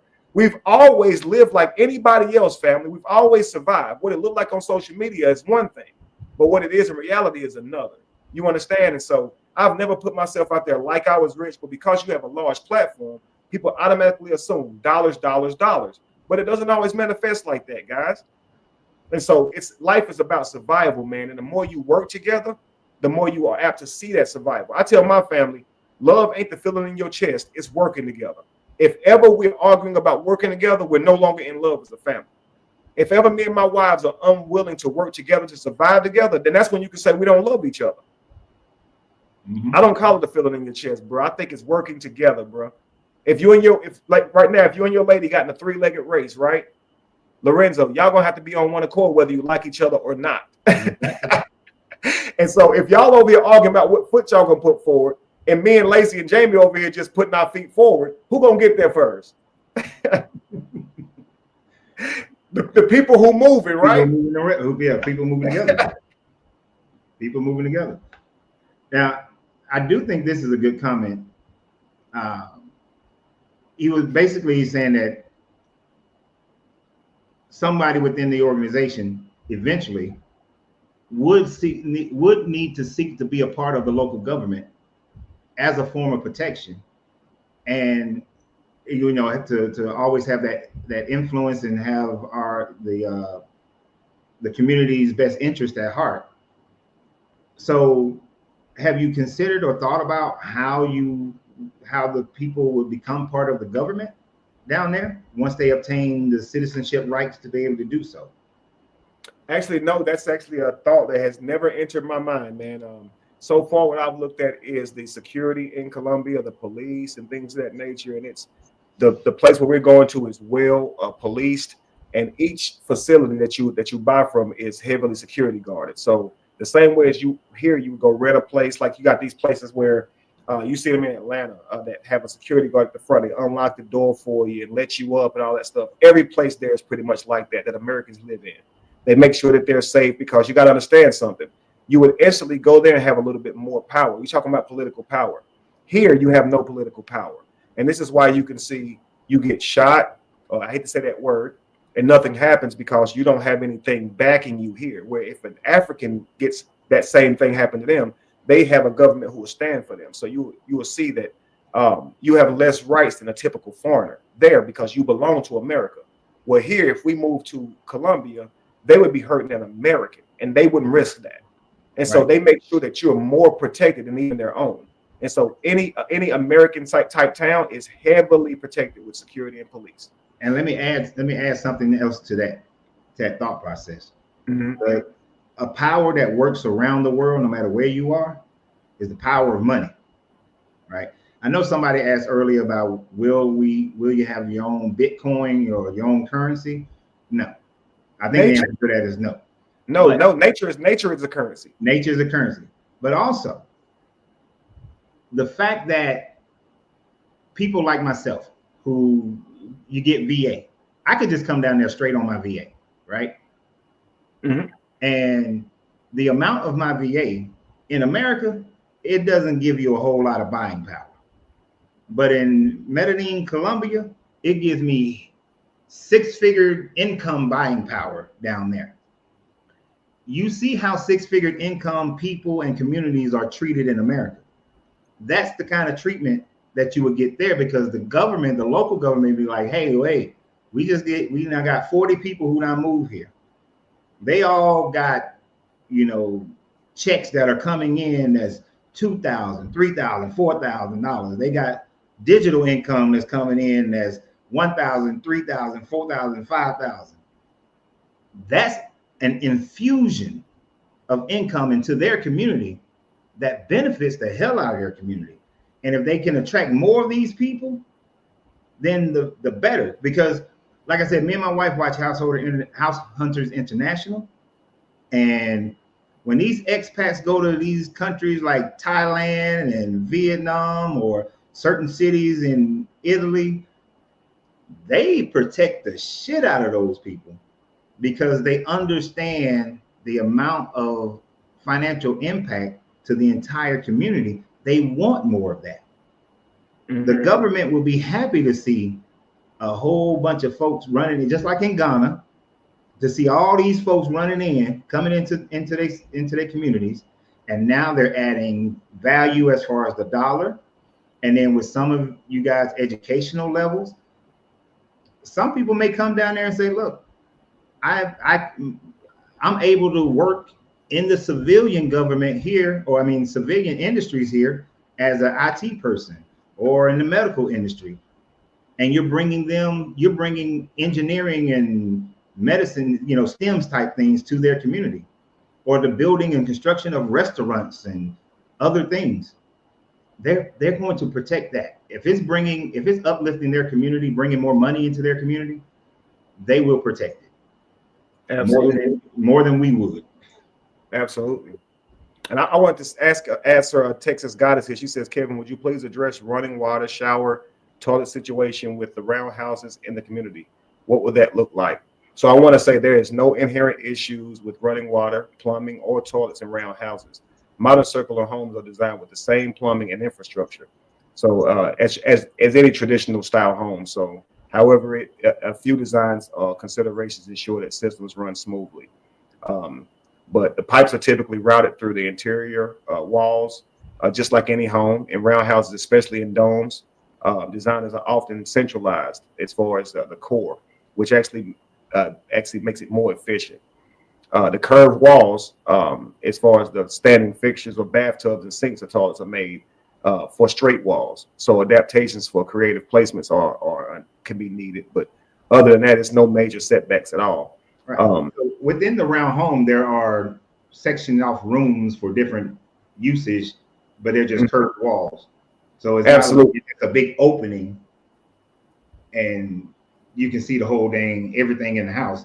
It's still sectioned off. Like your bedroom is here, but it's curved and it's a curved off room, right? Absolutely. Is that, if I'm understanding you correct? Okay. So, so the walls is actually curving. So that's why I say number one with curved walls, because you don't have those corners and stuff like that. It instantly increases cross ventilation. So as wind naturally flows around the curves, it don't hit flat barriers, and this reduces humidity and indoor pollutants. So a lot of the air and stuff, when it's messed up in your air, it's simply because your walls are straight and pointed like that. It's unreal, and so you get improved energy efficiency. And this is why you see a turtle shell, it's made round. You see a bird's nest, it's made round. This actually conserves energy. So, like if you see something that's round or curved, it goes better with breaking wind anyway. And something that's flat is worse with breaking wind. So you got less surface area, which means less heat in the summer in your home and less cold in the winter whenever it's cold. So much better. It lowers your utility bills just by having a lower carbon footprint. Sound disperses more evenly in the round spaces, minimizing echoes and external noises. It feels more quieter, more like a womb or a cave, nurturing with peace or inner stillness. It's so much to round homes, guys. And again, nature is round. Your cells in your body are round. Your pores are round. If you look in the sky, you see all the planets are round. Again, your chakra systems, you see those displayed as round. Your eyes, your portals, your ears, your mouth, all these things are round. And if you look at our natural world, what we look at in the fixed world, like America or whatever, or in the matrix world, everything's square and rectangle, which is like more like matrix. So they say we're living in a grid, but you never think about how much likened to a grid we live in. And when you say, well, is the grid bad? I don't know if necessarily, but when you look at seeing, things made circular, they're actually better for us. And you think about, your nostrils, all these things should prove to you that the universe honors the circular shape. But I've never seen a universe create square or rectangle. I've never seen a natural animal, anything build a square or rectangle shape. I've never once witnessed this. You see what I'm saying? And so why do we do it? Our beds are even square. You know what I mean? No animal does that, man. It's roundish. You see what I'm saying? Mm-hmm. You're gonna have me going and trade in my sleep number to get a round bed. Hey, listen, I'm telling you. I mean, when you think about it, I even saw this thing saying that we weren't even supposed to be sleeping on beds. I mean, obviously we weren't. They're not natural. So we slept on a flat floor, and they're talking about how much better it was for us to sleep like that. Somebody said their hairline is square. Ain't nobody's hairline not square. Naturally. No, that's culturally we line it up like that, but it don't grow like that. That's right. I don't trim mine up at all, and that thing got a curve all up in it. Yeah, mine curvy as it want to be. Now I'm just joking. But no, man, guys, you'd be surprised how many things we do opposites in nature on a daily basis, yearly basis. That it would blow your mind. And again, look at the zoos. These animals are in the zoos. They don't know they're zoo animals. They don't know what they would even look like in the wild. They don't even know who they are. We are the same way, and many of us don't want to accept this. But if we saw humans in their natural state, we are very different than them. Very, very different. The way we even groom ourselves on a daily basis is to hide from who we actually are. You understand? If you just stop shaving your head and nails and all that kind of stuff for a year, you realize most of us look like Tom Hanks from Castaway. Oh, real quick. I want to thank Chandrell, man. She ain't seen you in a minute, brother. So Chandrell just gifted people 5 memberships on YouTube. So thank you. I appreciate that. I always got to acknowledge when people do great things like that. So thank you very much for that. But so, yeah, And I was just looking up this thing. This is an important thing for me. You're right, Will. The temperature in Medellin is always either 80 degrees at a low during the day and 83 as a high during the day. The average during that night is 63 or 64 degrees. That right there is nice. As my mother would say, that's nice right there. That's nice. I like that. That's nice. That's a nice temperate weather. So you don't have these 100 degrees that I got in San Antonio, or how some of you guys up in some of my guys who are up there in Philly and all of that, and y'all got that freezing cold bullshit. This is nice temperate weather. And what have I always said, Kevin? Humans were designed to live in a climate where the way you were born, butt ass naked, is how you should be able to survive. Every other animal and plant on this planet is born already ready for their natural environment. We are not supposed to be living all up here in North America. We are equatorial. We are a temperate climate like that. That is a 82s and lows of 64, 63. Notice how well the fruit and stuff grows right there in that temperature. All the different things you have access to, that is literally medicine to your damn body, y'all, not in a pill bottle. You're going there to get the stuff that heals your body by just your diet, by you eating. You have to understand this. Eating where you live at is ideal. We don't do this now. We live here and we eat off of that other side of the equator. Your fish come in from Chilean. You eat Chilean sea bass. You eating flounder from the Himalayas. And by the time you do all of this, your vibration is thrown all the way off. And this is why we end up getting sick. The trauma just said it. We eat the sun. And it's best to eat the sun in your own vibration. So all the fruits and vegetables that you eat in your own environment is for you. When you're eating fruits from other environments and you put them in your body and they're from a whole different sun vibration, you are setting yourself up. And this is what throws your body out of whack. And they don't tell you this. And so we're thinking, just the food is poison. No, you also got that food from Alaska. You also got that food shipped from over here and over there. It's completely outside of your own personal climate. And here's what's crazy is you think about the greed of humans is that we're not happy with just surviving off of the fruit that grows local to us and the animals that live local to us. We have to go get the penguins food. We have to go get the tuna. We have to go do all these things and call it variety. And this is, I'm telling you, we're killing ourselves for sake of what we call inconvenience. It's unreal that we're sick in our body for a delicacy instead of eating local to us, man. I have no interest in that stuff no more. I want to go eat local to the land, man, and I'll eat the fish that's local and everything. I'm good on that. I don't need a Chilean sea bass. I don't need that. For what? And I'm glad that I know why Randall brought this up, because I always talk about golf, right? So there are 6 golf courses in Medellin, but the bigger picture that I wanted to bring from his comment is that even though the land and compound, but that Kevin is talking about, we're talking about eating natural fruits, having natural medicines, and all these sorts of things. Moving to Medellin doesn't mean that you're also having to give up everything that you're accustomed to. Right? It's still a city, a nearby city, because you can't do this inside the city. This is going to be on the outskirts of the city. Right. So you'll still have access to the same types of benefits that you have in this industrialized cities that we live in now. Mm-hmm. But the contrast is you're not engulfed by that situation. You're not engulfed by all the pollution. You're not engulfed by that. So, but when you want to go to the golf course, you can go. When you want to go shopping somewhere that's not provided, whatever you want, you still have access to that.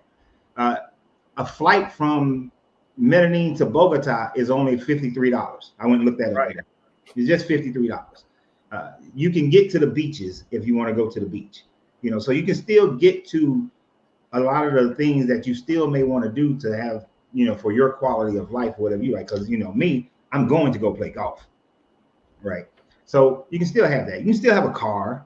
You should be able to play more golf than you ever played. Your job is with the earth, man. Listen, when I said earlier that nature is your currency. When I tell you, you're going to make it where the earth is your bank, and all you got to do is invest in that bad boy. If you can plant a seed in the ground, you have your residual income to live off of, because you won't need it to pay bills, because you're going to own your damn property. So as long as you're able to eat, you should be good. What are we talking about here? Tribes don't need money to live, yo. They need to be contributing to live. That's it. I'm about to change the game. And I'm typing this in, but I'm gonna say it anyway, because this is a very important thing. Colombia, a gentleman asked about I know we talked about it before, but everybody don't always come on at the same time. But he asked about their medical system. Now, Kevin already explained that if you're paying into the country's medical system, then it's like $50 a month, and you have free medical, period, point blank. Well, everybody has free medical. Just what you're paying for is just the convenience of not having to wait in line, and most people don't have it. So as soon as you have it, you just go and they take care of you. You go right to the front of the line. So it's like having a VIP to the club where everybody else waits to get in line for free. So everybody be taken care of, but you get to get taken care of as a priority, and that's worth $50 a month. And I did see, if you want certain specialty things like dentistry, certain specialty, like if you want Invisalign, where Invisalign in America costs between $6,000 and $8,000, there you can get that same Invisalign for $3,000. When I was researching it. And then I want you to, this is the biggest thing that you got to contemplate. And this is how America be tricking people. Colombia's medical is ranked 27th out of the world. 94 countries, they're ranked 27th. Canada is ranked 30. America is ranked 37th. So America is not all that is said to be when you compare it to some of these other countries that it's free, and America costs you your arm and your leg. What you talking about? So I don't know why it's at 37 when most of their clients are missing their arms and legs to pay for it. They don't talk about your financial situation after the health situation, do they? Right. And the thing about it is that you're going to have less medical issues because you're going to have better food, better air. That Medellin is a little bit mountainous. It's hilly. Mm-hmm. So you got better air quality, better food, water. You're good. It's a much better situation. Your body will naturally start to do better, right? It'll naturally start to, your metabolism increases, your cell walls thicken, everything starts to get better. Even your cell replication is better. And then Dwayne just hit the thing that I was just about to say. This level of de-stressing. Yeah, people don't realize how much stress is a problem. That's the number one cause. Stress is a huge problem. And when you reduce that stress level, the toxicities in your body begin to decrease, right? And then when you're eating better, your lymph system, which we just normally say our, I forgot the other name that we commonly call our lymph system, but your lymph system now is not focused on fighting other bullshit, but it can actually, your immune system. The lymph system is what we call our immune system. It's now working more to keep your body at a better state instead of trying to fight all the toxicities that's in your body, all the cell degradation and things of that stress creates. So you wind up being healthier because your lymphatic system can focus on the whole body instead of, we eating this food that even the vegetables got all these damn preservatives in it. We got to fight those toxins. It ain't worried about fighting those toxins. Right. It's making your liver better, your pancreas better. Everything else in your body is getting better. And you can get to a more holistic state where all your pH balances are better throughout your entire body because each organ has a different pH level. So now you just live in a healthier life and a longer life. Right. And Texas got it asked, how much is Uber transportation and delivery services? If you guys have ChatGPT, you can look this up. Most Google, most Uber rides will not cost you more than $4, y'all. When I tell you the peso is 4,000 pesos to the dollar, when you go there, you're going to think you're cheating the system, okay? And delivery services, it ain't even worth mentioning the price. It's unreal, guys. Clothes, everything. Your money multiplies as soon as you get there. It literally multiplies as soon as you touch down. That same shirt over here that'll cost $40, when you get there, it's going to cost you $5. I'm just letting you know. So don't buy anything till you get there, and then you can shop till you drop, and you'll be fine. But I was going to say this, Lorenzo. My mother, she passed away due to having stomach cancer, right? I learned that I had a gene that tied me to her, and I could get that same sickness. To have my stomach removed, it cost me over $100,000, in which I'm still paying for today. To survive, it cost me that. So I'm alive, so they did a decent job. So I get your 37%, but I'm still in debt to these people. Okay, if I were in Colombia, I wouldn't be in debt to these people for something like survival. And so our goal is to make it until our old age, man, and have something to leave our children. But how can you do that if you're going to get older and need health care and need health things, need surgeries? That means all the money that you put back for your family, Lorenzo, they're going to rob it from you to stay alive. And so when you die, they'll get your money back because you'll be trying to live.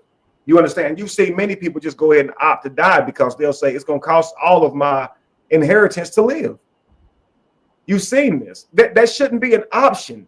Like when your health is on the line, dying to save money shouldn't even be a thought, bruh. So why wouldn't you go somewhere where healthcare is free? Like, why are you having to make a decision like this? Why are they telling you can't afford surgery? Why is this a thing? You understand what I'm saying? Mm-hmm. Oh, and when you get in there, a bag of IV that cost them $26 to purchase is going to cost you $1,500 to put that IV in your body, and you don't know they're cheating you. So they give you food to make you sick, charge you more to fix you, and then debt you to them. Where in Medellin, it's free food, free healthcare. There's no gimmicks to this to keep you sick. And all you got to do is move. Why would you stay here? I don't get why would you I don't. To me, once you are an aware person and you can realize that where you are living is that bad and you could change it, I can't see how you could comfortably sit in a pot of boiling water. And you are aware. Most people are not aware, though. Most people are not aware of the world we're living in, but I don't see how you can know about it and not want to get out. You understand what I'm saying? Oh, yeah.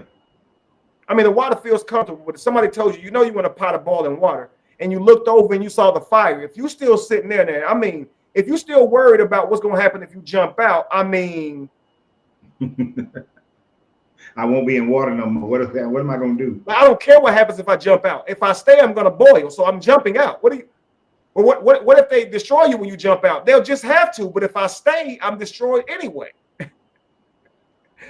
Why slow cook? Right, do they have jobs?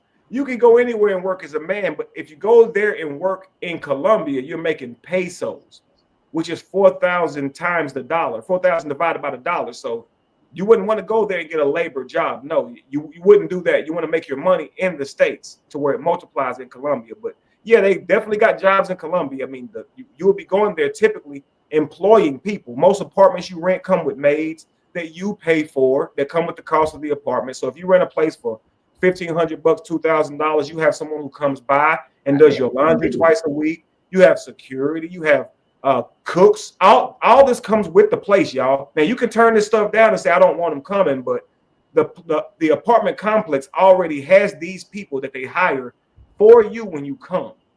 So not only are you going there and changing your life, you are providing jobs for people. And you might say, well, I don't really want to pay them $20 a week to clean my house. For them, that's good money. Stop whining.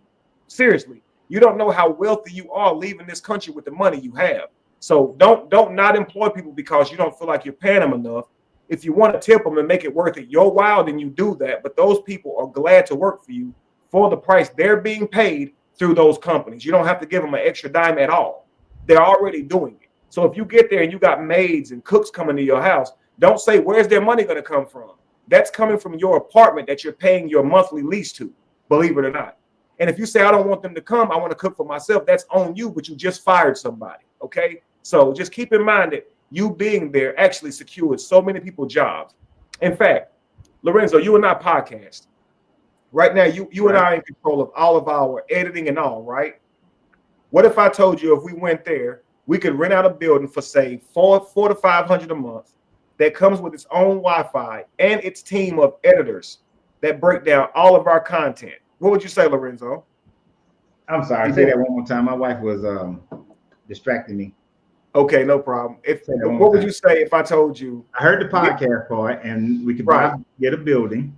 If we rent a building for $500, $600 a month, and it comes with a team of editors who chop and screw all of our product, all of our content product for us, and repost it just like you're supposed to do, right within the guidelines of YouTube, social media, Facebook, and all those platforms. Paying $600 a month for a team of editors to break down all your content and the reels and everything. How much is that worth, Lorenzo? If I was doing that here in America, I'd be probably paying somebody roughly somewhere between $1,500 to $3,000 a month. So $600 a month for the building, for the internet, and the staff that will put it all together for you. So I have a social media following already of over 1 million. You don't believe I'm gonna get there and put that to work immediately? And now I have somebody editing all of my stuff, and I can actually get sleep now.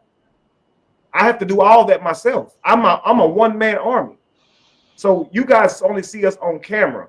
You don't see us sitting here chopping these videos up with our thumbs and the hours of study that we put in, and all that has to be chopped up and done for you guys to hope we get a view. We can go on about our business and just do our talking and go on with our quality of life, and we got people doing that for us now. Man, you can't beat that, bro. You can't. In order to keep our money flowing, don't you have to have a job here? If you're thinking labor for money, yes, sir, I can't, MG McLemore. No, what you want is you want a way to make money here. So if you have a small business here, you can make money here. A lot of people are going to be doing digital visas. There's a lot of money that can be made online now with, drop shipping and content creation and so forth and so on. $600 goes a long way there, and it ain't really difficult to make $600 a month content creating if you can stay busy and stay at it. And of course, like I said, drop shipping and other different ways to make money online. Retirement. There's many different ways. Selling a product. A lady I'm working with right now, she makes an amazing seasoning, and she wants to come and live over in Colombia. And so I want to promote her seasoning for her to create a income so she can have a product to sell back to the States or anywhere. And so if you can figure out a product to sell, something that you can access money online, that would be your best way of going to Colombia. But what I always try to say to people is, if you're gonna hunt, the first thing you got to sharpen is yourself. Every hunter has to have a hunting skill. And so if you're going to go to Colombia, what you're doing is you're stepping out and into that hunter's mentality again. So you got to ask yourself, I'm going to grow food out of the ground, but how will I make my money now? And start being creative, man, because you're made with that in you. There's an ability that you have that can make yourself valuable to your peers. And if you can find a way to do that, your peers will pay you for your value, and you won't have to need a brick and mortar. And Coach and I can tell you that 100%. You'll have people shouting at us while we're online saying, get a job. And they don't understand us. We'll always have one, because our job is to serve you guys who find what we're giving valuable. And so you guys will always be there to pay us for what we bring to you guys, because that's nature. That's just, it is what it is, family. And y'all might say that's lazy, but it's not. It's actually harmony. It's a man supposed to live and eat off of his skill set, not a brick and mortar that somebody gave you a job at. Y'all, that's crazy. Your joy is tied to your purpose, and y'all selling your purpose out for a job. I'm telling you, and I've done it before. I've done jobs. I've done them. And I'm telling you, they're not fulfilling. But when you're serving your purpose, you are rich. Trust me, you are. And I'm trying to show you how I'm trying to create where we can actually be naturally wealthy. I have land and a water source, and understand that's really all we need, man. They want us to think superficially and think that we need all this stuff to survive. They're lying to us. The squirrel will tell you that. The squirrel ain't never stopped what it was doing. It go to the nut. It go gets the nut, man. You ain't gonna convince it to do nothing differently. So we're Adam and Eve still living in the Garden of Eden, being convinced that this food now costs you something. It's still free, baby. It's still free. The universe, God still answers prayers. You just got to pray. But prayer ain't talking. Prayer is planting seeds. So God never stopped answering prayers. Food never started costing you. We just got tricked by a liar and a deceiver who with ritual and tradition taught us this lie every day until it stuck. And now we're teaching it to our children. And if we don't break the cycle, we're going to continue to teach the lie to them, and they're going to teach it to theirs. But truth be told, y'all, we can go out here and get food out the ground. We really can, yo. The universe will never say how much do you have. It never asks you how much you got before you can pick that fruit out the ground, man. Never, have it ever asked you that? Have an apple tree ever said how much you got? Yeah. But if you let the men go pick it for you, they're going to charge you for them picking it, them transporting it. So yeah, food costs unless you go get it. And we have to remember, you have to think beyond the box. So like in 2018, I believe is when the Black Panther movie came out. I found some bracelets like this type, but it was Black Panther oriented. They didn't make it for the Black Panther movie. I just found them on Alibaba. I made $12,000 in about 13 weeks just selling some bracelets that I was buying from Alibaba and selling online. And the difference is, yeah, you may say $12,000, but that ain't gonna do a lot for me here.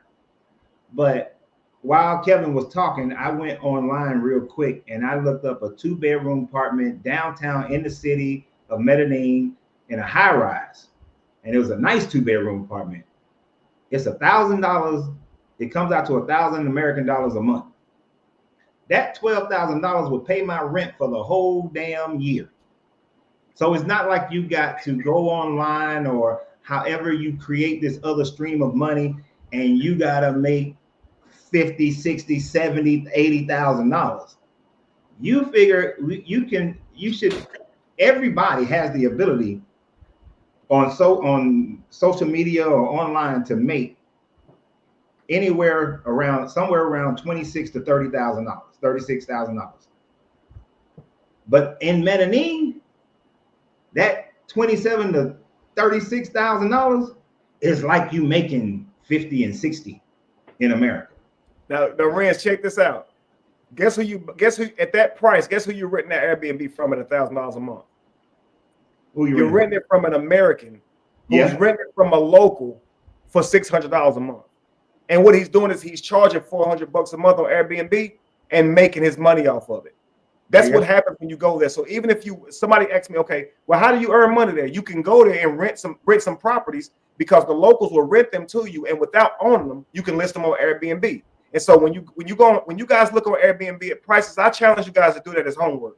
Go on Airbnb, look up Medellin, Colombia, and you're going to see some Airbnb prices. Look up the whole month. It'll be what a weekend in Atlanta would be. It might be $1,000 for what would look like a villa. Like I'm talking a 3-4 bedroom villa would be maybe $1,200 or $1,400 a month.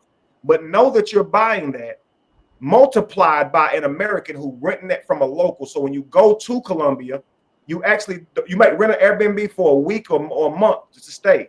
But what your first goal is to get a place from a local to where you're paying $500, $600, $700 a month for that same property, 5-6 bedrooms. Yeah.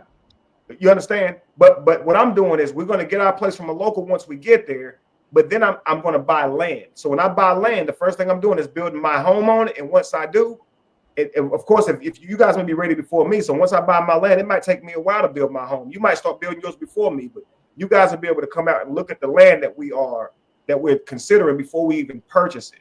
Okay. And so again, based on first come, first serve, whoever's ready to build first, you're picking the ideal location that suits you. And so that's how we're doing it. So like I said, it's something, man. And you gotta be willing to really step out there and do it. But and let me read life will 100% be in your favor once you try it. And let me reiterate so that there is clarity in what Kevin is saying. Kevin and will get down there and they'll find a place. Then they're going to find the swath of land to buy. Now, if you're one of those people that go down there the same time frame as Kevin or right after Kevin, and you get a civilian place, when they buy this land, when Kevin buys this land, you can either buy the land next to it, or you can buy a piece of the land that Kevin buys, have your house built on it, because maybe you don't want to buy 20, 30 acres. You just want to buy your 1 acre or quarter of an acre, build your house on it. You now own that house, right? So Kevin may still have all the other land, because all that other land is not all of them, some of that other land is to be sold to other people who come down for and to be in this community. And then of course, some of the land is there to be farmed, and maybe and animal husbandry as well. So you still are owning your land, and you're getting it at prices that's way cheaper than anything you'll ever get here in America. The same thing in America, you get in a 1-room shack. You live in like them jokers in that movie Sinners, in them little shack. 5 people living in the same room, and it's got the kitchen and everything's in the same damn room. So let's be clear. And the thing that inhibits you, that devil, is the system that we've been brought into, that we've learned and that we give into. But the God part is you forcing the universe to do what you want it to do, to move in your direction, not you giving in to, well, American society has taught me this. The system, westernized system, has got me ingrained in this. This is why most people don't even move out of the city that they live in, because of that mentality that the system puts in you. But it's right. It's why the breaking away. And let me tell you guys this, because I love business, right? I love business. The law of innovation or diffusion says that there is up to about 1 to 3% of y'all who are ready to do this right now. 1 to 3% ready to go. After that 1 to 3%, of course, is going to get the best opportunity, the best dibs on land and all that sorts of thing. Then right after that 1%, there's going to be another 5 to 10% that's going to say, oh shit, I see what they're doing, I want to get down there, and they're going to come running. After that, you're going to get another where it raises up to about 18%. Once it hit that 18%, that's when you're going to see this 36% of people just going to come flooding, right? Those are the settlers. Those are the ones who will wait for it to be proven, and then they're going to come. But by that time frame, a community is built. The land has been expanded to other swaths of land by then, right? And the community is there. But you want to be first. You want to be there. If you're not first, you want to be there right after the first group of people, because that's when you're going to have the best opportunities to do everything, to get yourself established, right? And there's going to be 16% of the people who will never go. They will never do it unless America forces them out. That's the only time they'll go. We ain't worried about them. No, not worried about them at all. But literally over the next 10, 15 years, can easily have a community up to 50, 60,000 people that have moved into this area because of the access of worldwide. Easily have that within 10 to 15 years. And that's a strong community that's built on that type of premise. Because all those early adapters and those first comers, they will set the tone. So for this is why Kevin is, in my opinion, why Kevin is so much about people of like mind, because that's the tone setters. So when others come, they do like you do in any city. You become part of what's already established. Absolutely. So if you're thinking about this, you need to really look at how to get yourself in position to get down there as quickly as possible, because Kevin's leaving like next month, right? So yes, you'll be able to come down there, check it out first. You can come back home, and you can visit, you can see, oh, I really liked it. But then after that, you got to be on your horse. You got to get this shit done, right? And that's why you also need to be on Kevin's page so that you can understand and keep getting the information to be able to know that you're doing this the right way, because Kevin is going to go down there and he's going to learn all the loopholes and all the pitfalls Because we can study online and we can find out a bunch of stuff online. But once you get there, you say, oh, okay, well, this is a little bit difficult, but this is really, really easy. So after a couple of months of Kevin being down there, you're gonna have an easier pathway. Your pathway to be able to do it is gonna be smoother than his, and you're gonna be set up. Absolutely. All right, Kevin, you talk for a minute. I gotta step away for a second. Okay. And look, guys, if nobody asked the question, answer this question though, because somebody asked a question a little while ago. They said, why Medellin, Colombia, and not like other countries like Brazil, Belize, or Kenya? And I'll be right back. Okay, sure. Great question. So I was just going to say, guys, before I say that is, if nobody else joins us, you guys will get a firsthand watch at what it takes to leave the country and create a new, because we're going to be writing a book on it. The whole journey, we'll be documenting the whole journey. We truly want to show you guys our journey. So we truly believe we'll be successful. We know what we want to do, and we're going to work together to do it, man. I got a big family, and we're all got our hands to the plow. But why did I choose Medellin? Well, Coach said it earlier, the weather, the opportunities to stay in the country, the easily accessible visas, nomad visas, the digital visas, permanent visas with the buying of the land. They work really well with cultural style people. They're very family oriented. They're very welcoming to those to those lifestyles of people who want to do things different and natural and stuff like that. So there's so many different things that they make it more easy accessible to do. Also, it's in the Eastern time zone. The sun rises in the east. I like seeing the sun first, before everybody getting dibs on the sun. Okay, but the weather is just amazing there. It's like medicine. So for anybody who loves nature, grounding, sun gazing, all these types of things, it's ideal for you. To me, I'm just a spiritual person, and Medellin seems to line up with the things that I want spiritually, and I'll be able to live like a free man and be able to access things a lot easier. Again, it speeds up time for me. What would take several years to do here, I can do with my own money there without ever needing a loan. A friend of mine bought 8 acres of land and built about 10 acres of land and built an 8,000 square foot house on it, and it cost him $40,000. That makes no damn sense. Okay, 10 acres of land is like a Walmart shopping center parking lot. Do you know what you could do with that? Okay, so you could put 5 cul-de-sacs on that bad boy. You see what I'm saying? That's 40, 50 houses you could put on that bad boy. He did it for 40 grand. He put one house on 10 acres. That's unreal. So nobody will be doing that in my community, in our community.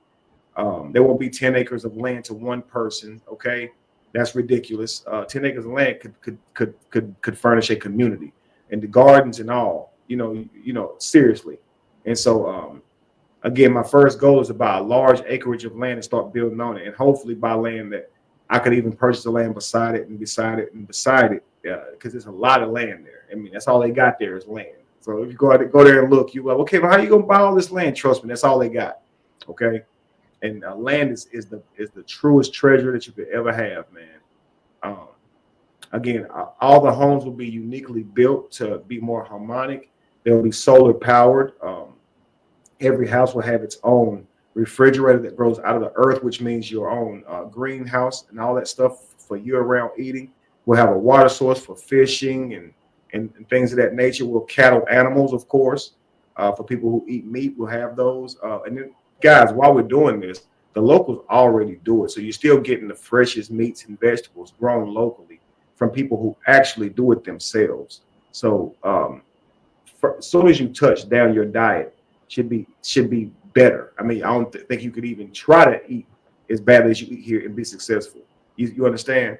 And sometimes we need to do that. We need a environmental change to truly create that internal change that we need. So if you guys know that the way that you're living life right now is not conducive to your legacy, make the decision to decide if you want to change it or not. But just know it's not going to be easy. And so, like Coach said, many of you guys will sit back and you'll wait and see how it goes, and that's perfectly fine. For some of you guys, that's a safe thing to do, and you probably should do that if that's who you are. But for those of you who said I don't mind getting my nails dirty, I don't mind being one of the first few to be the seed planters, the cycle breakers. then I'm the calling is out to you guys. Again, I'll be leaving next month. I'll be documenting that. I expect you guys to stay in contact with me. I have a membership program on YouTube where you guys can join that, and it's more private, so we don't have to publicize everything that we're doing. However, it's just a $4.99 membership, so anybody can pay to access it. But it's more exclusive than just going to the typical page. So make sure you join us so you can get the deepest, most internal information, all the ups and downs. We're going to give you all that stuff. But more so, know that my goal is get a place first by rental. I think Texas Scott has asked about that. You can certainly get rentals there, with the goal being to next get land and of course buying that land, hopefully cash. And the more people come together to do that, we may be able to do that a lot sooner than just me waiting to do that. So I'll buy the land myself, even if it takes me a year or so. But if all of us comes together and buys the land, we can get that land a whole lot quicker. And if you help buy the land, then you obviously got a section of the land to build your house on already. So there you go. So some of you guys may be even more financially prepared to move than me. You understand? So we'll know all that once we have more conversations about what everybody's capable of doing. You know what I mean? But I have a huge platform that I plan on leveraging as far as documenting the whole series. That'll bring in income. I'm writing books on the journey. So I'm doing all these different things to even monetize this whole thing. So it's all about really, guys, using your mind to make a thing work for you. And that's what you guys see here. So hopefully you guys can see that we're not playing. I trust the plan. My wife and family trust it. And Lorenzo kind enough to have me on the show to show you guys, which lets you know we have morale together. We have a rapport together. He knows that I'm dead serious about this. Otherwise, he wouldn't put me in front of you guys. And so, honestly, Lorenzo and I, we talk all the time. He's got direct connection and contact with me. So if you guys are having questions for me, you can always go through Lorenzo. Okay, Lorenzo and I have been talking about this thing too. So I imagine we'll be talking more on it as in the future as well. So you really shouldn't be in the dark about much if you truly want answers and you connect it to Lorenzo. You know. Yeah. That part. Yes, sir. No, but yeah, this is something that I find intriguing, and this is something I also want to throw out there. I know Medellin speaks to you, but for some people who may think, well, I don't necessarily want to go to Medellin. I want to go to Benin, Togo, Kenya, somewhere else. Think long term. Let me go to Medellin. Watch the whole process. Be a part of the whole process. And then 5 years from now, 7, 10 years from now, I'm gonna go over to Togo or Benin where I can get similar situation and start another compound. And we're gonna build a second one.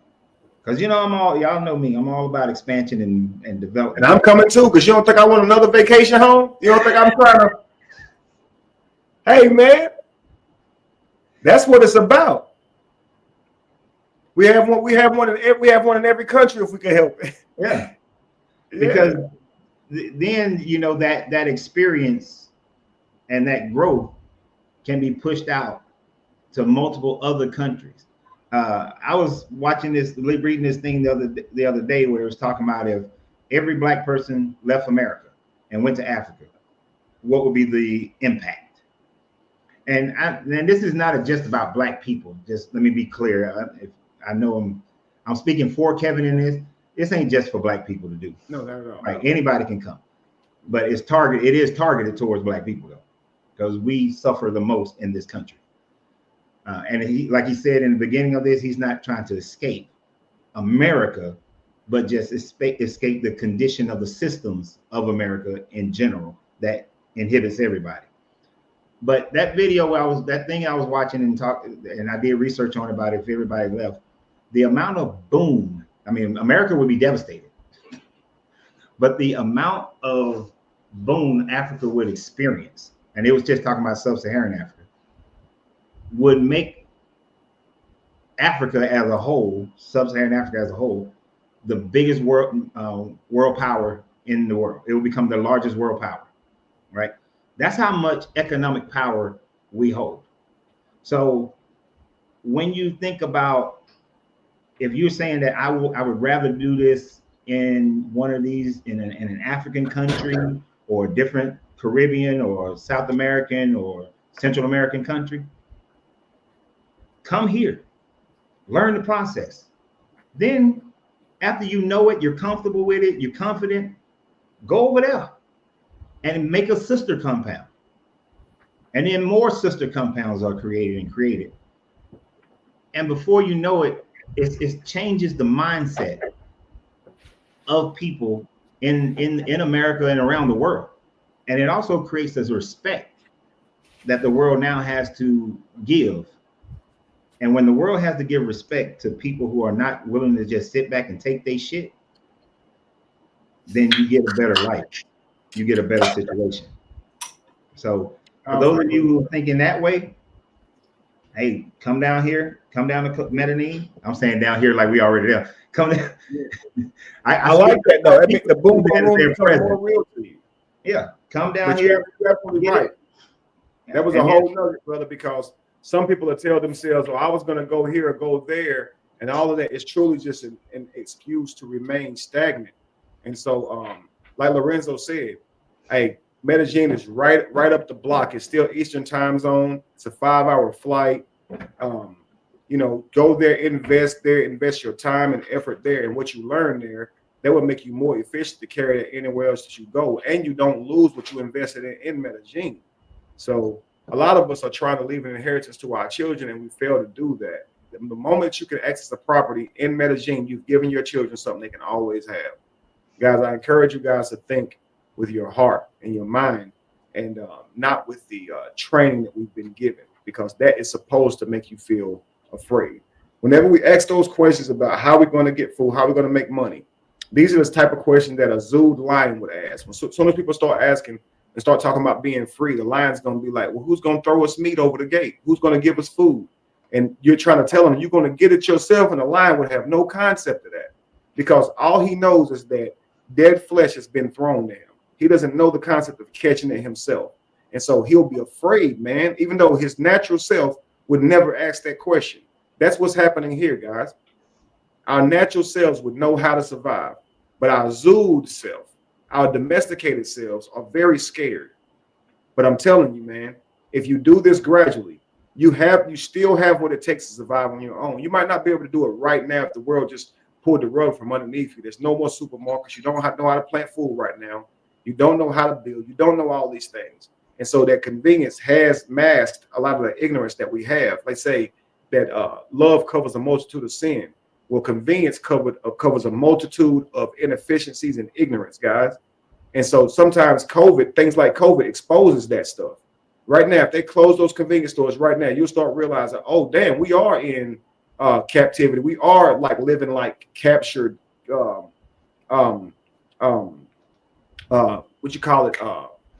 casualties of war.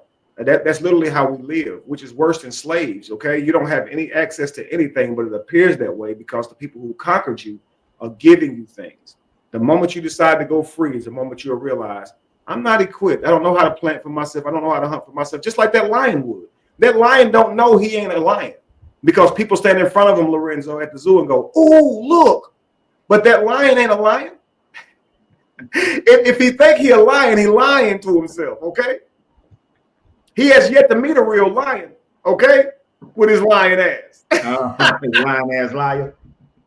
We all tell him, look at that big lion. No, it's not a lion. That's the shell of a lion. Well, you're not looking at a lion. He don't even roar. He be up there like a rawr. And we still be like, oh, look. He don't even say rawr. He said rawr. Look, it's just like the famous MGM lion. That lion was zooed too. You've never seen a real lion. Mm-hmm. And so the lions don't know it. So that's why I said that we have to understand there's a side of ourselves we have to tap into that we've never seen. And so we got to trust instinct.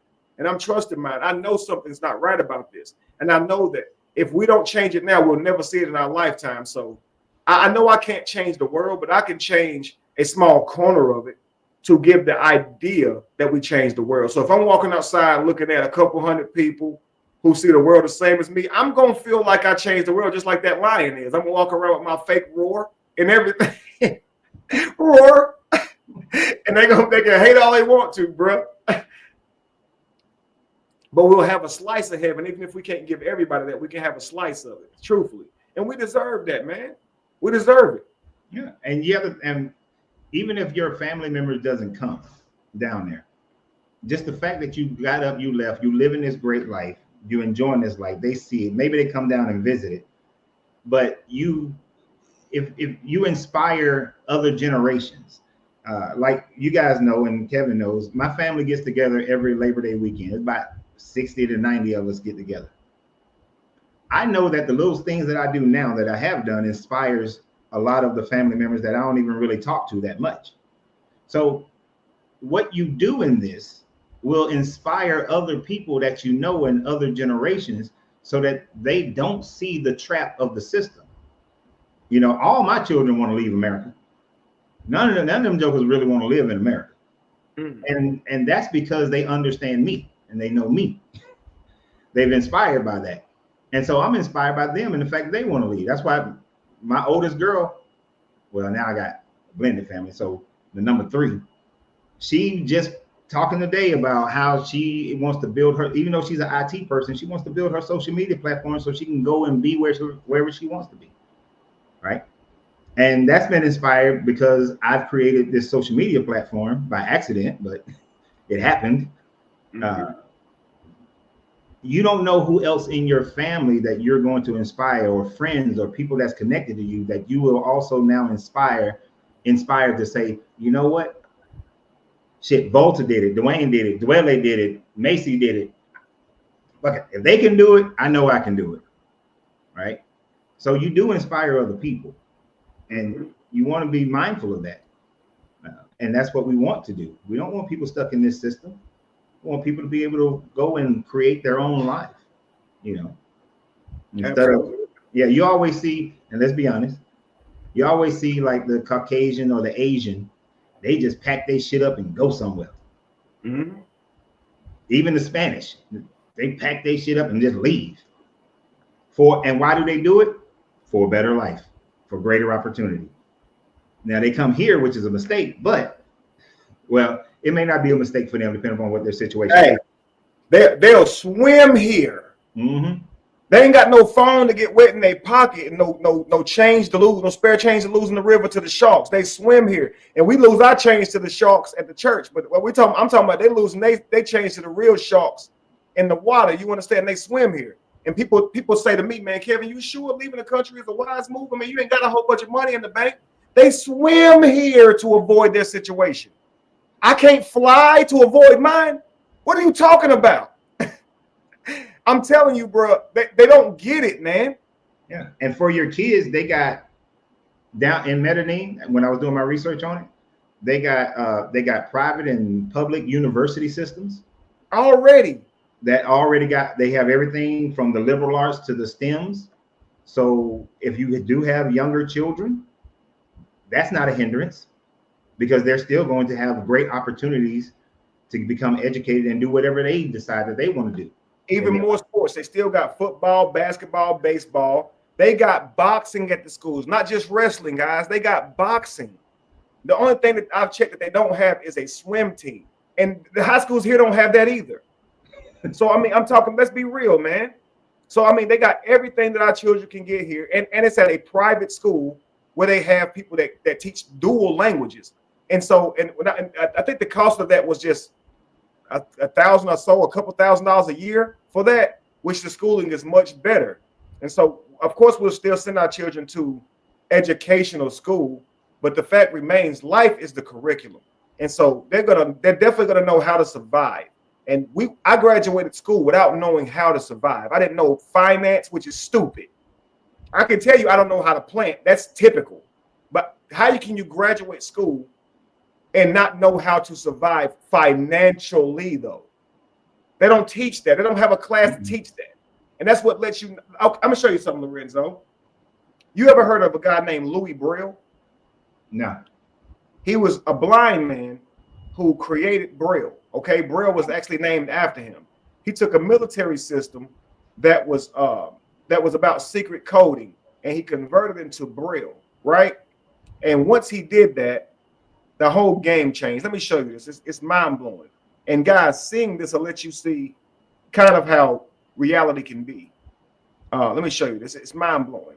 And if they would do this to a blind man, to blind people, imagine how much more has been done to you in society. Let me show you. 1 second. It's absolutely crazy. And as I'm saying, it's gonna hide from me, so I can't find it. But we're gonna find it.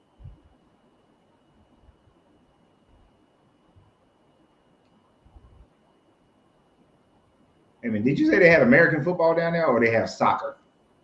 Oh, they got both. They got football and soccer. Oh shit.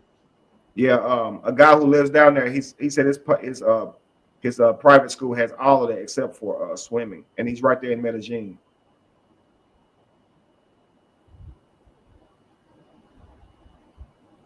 That's cool, because I know a guy who went down to Botswana and he started like an AAU program for basketball when they didn't have one down there. So just like how them South Sudanese boys are now getting into the leagues, you're gonna start seeing some Botswanans in the next few years getting into the leagues as well. That's dope. And I say that because there's just so many people don't realize the opportunities that are in other countries that you will have that you can take advantage of. You know, I will give America that benefit. You do come with a reputation and as well as skill sets that other countries crave. It's true. Every year when I'm watching the draft, I see different types of players, last names and stuff that I didn't even know would even care about football. Yeah, you see all them Nigerian boys now got into football. Yeah, I think Ndamukong Kung Su, you know, he was actually royalty. He was a prince in his own country and came to play football here. Yeah. He played defensive tackle for the Lions. I'm sure a lot of you guys know who Ndamukong Kung Su is. Yeah, but imagine going down there and you starting a transportation company, or you do American Deli and you sell some hot wings. They got all. I have a picture right here. Check this out, brother. Do some hot wings down. American Cafe. Listen at this right here. If the soldiers used flashlights to read messages, it made them an easy target for the enemy. To solve this, a French officer used raised dots instead of letters to read in total darkness. But the system was too complex, so it was scrapped. Then, a blind 13-year-old named Louis Braille simplified it, turning the raised dots into a readable alphabet. His high school for the blind started using it, but Braille was easy to learn, meaning students didn't need teachers to help them read. So the director chose a harder system to learn, just to keep the teachers needed. And it wasn't until 2 years later that Braille became widely used. A blind child created a better way of reading for blind people, and it was so easy you didn't need a person to teach it to you. The teachers complicated it so they could keep a job. So they would do this to someone who's already disabled. I'm going to make this harder for you so I can be needed. What in the hell are you talking? Dude, that makes no sense to me. You're not a real teacher if you got to do that to be needed. So, and if they'll do that to a blind kid, imagine what's been done to you. So when you go to school, right, and they say, well, this child can't learn in here. Do you realize they've made education that much harder just so the typical mind can't receive it? So children can learn in many ways, but the teacher's not going to try those ways. The teacher's going to tell you we have one way of teaching. I remember Lorenzo being asked a question on math or something and being told to give my work. But I can do the answer in my head. Right. In my own way, I can get the answer. But they want me to tell them to do it. They want me to do it their formula way. They're making it harder. And then when you look at a lot of Chinese math today, they get the same numbers from a far different equation and formula than us. And it's really simple how they get it. You understand? It's not even with thinking. It's through just doing a formula, and they get the answers way quicker than Americans do, which show you, man, this stuff existed a long time ago, this style of learning math or whatever thing it is you're learning. They're teaching you this stuff the most difficult way you can learn it so they can have a job. They did it to blind kids. Pavlov, Pavlov studied animals and dogs, and from the dog whistle, he created the school system where the whistles blow every couple of hours. He learned that without sounding that bell, their mouth would still salivate. Okay, so psychologically, the dogs were prepared to eat off of the bell, not the food. And he realized how powerful that bell was. This is the whole system of school. It's taken all from Pavlov's study of damn dogs. Literally, if you look this up, it's the whole school system as far as the bells go, the different periods of school is taken from Pavlov and dog training. So again, take this simple concept. A man made Braille so they could communicate with each other. A raised pattern so they could understand each other.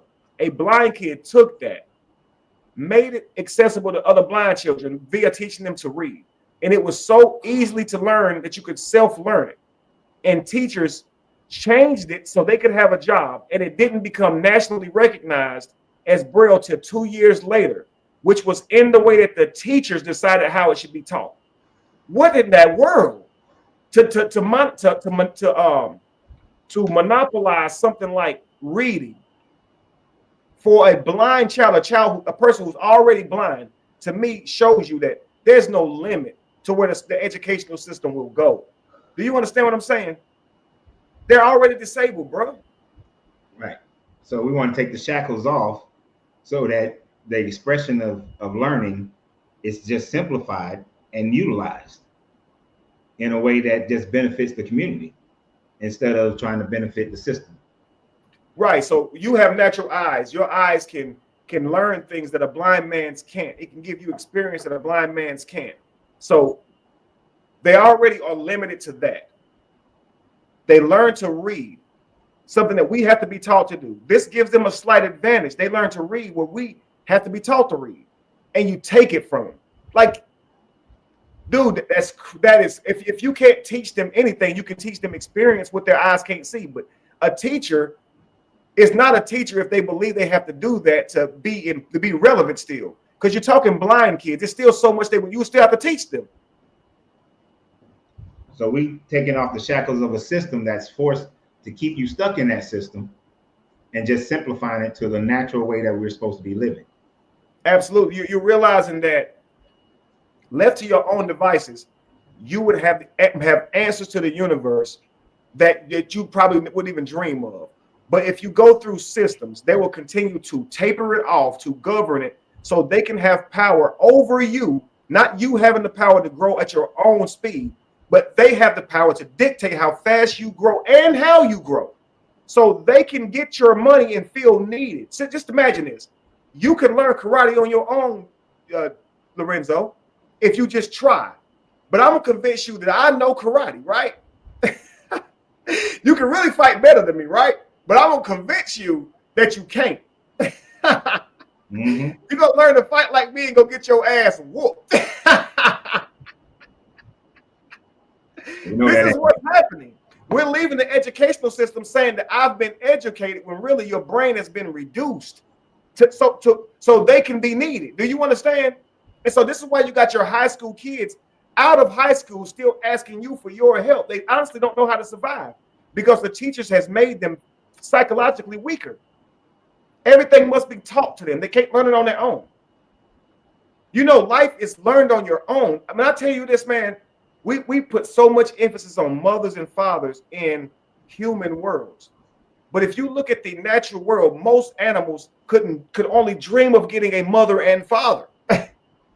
They learn on the damn fly. When lizards hatch their eggs, they got to find the water source to get to it. Mama ain't there. Okay? By the time that an octopus come out of its mama is dead. Okay? It has to literally learn from other octopi. So how does an octopus spray ink? How does it learn how to adapt its texture and color? From watching other ones. It don't get a mama and daddy. So it's important that you get a teacher, a mother and father. But what's more important is that you learn to adapt, baby, and teach yourself.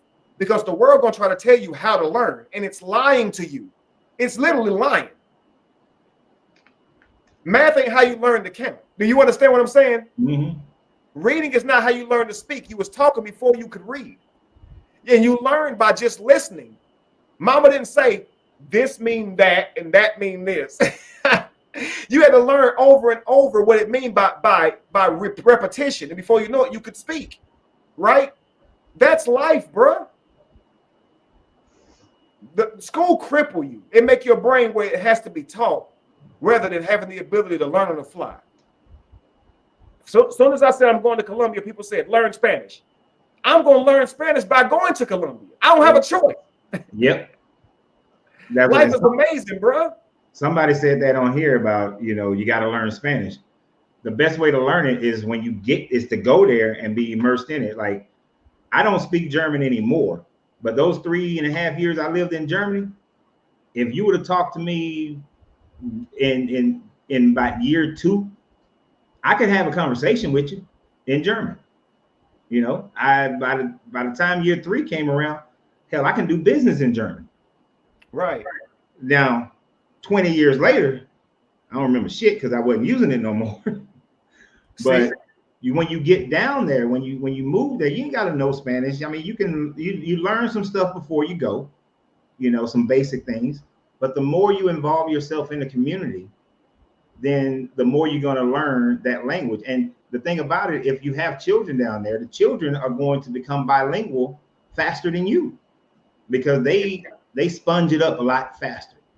But just going down there, after a year, you already able to deal with most situations that you would have to deal with. 2 years, you fluent, And it's almost like the chameleon saying, I got to learn how to turn green before I walk on the grass. I got to learn to turn burgundy before I step on the rock. No, you step on the rock, baby. Then you adapt. The chameleon doesn't know that it's turning green. It's not telling itself to. Its very cells are doing this. It's not doing this with its brain. And so there are things that our body can do that your brain could never tell you to do.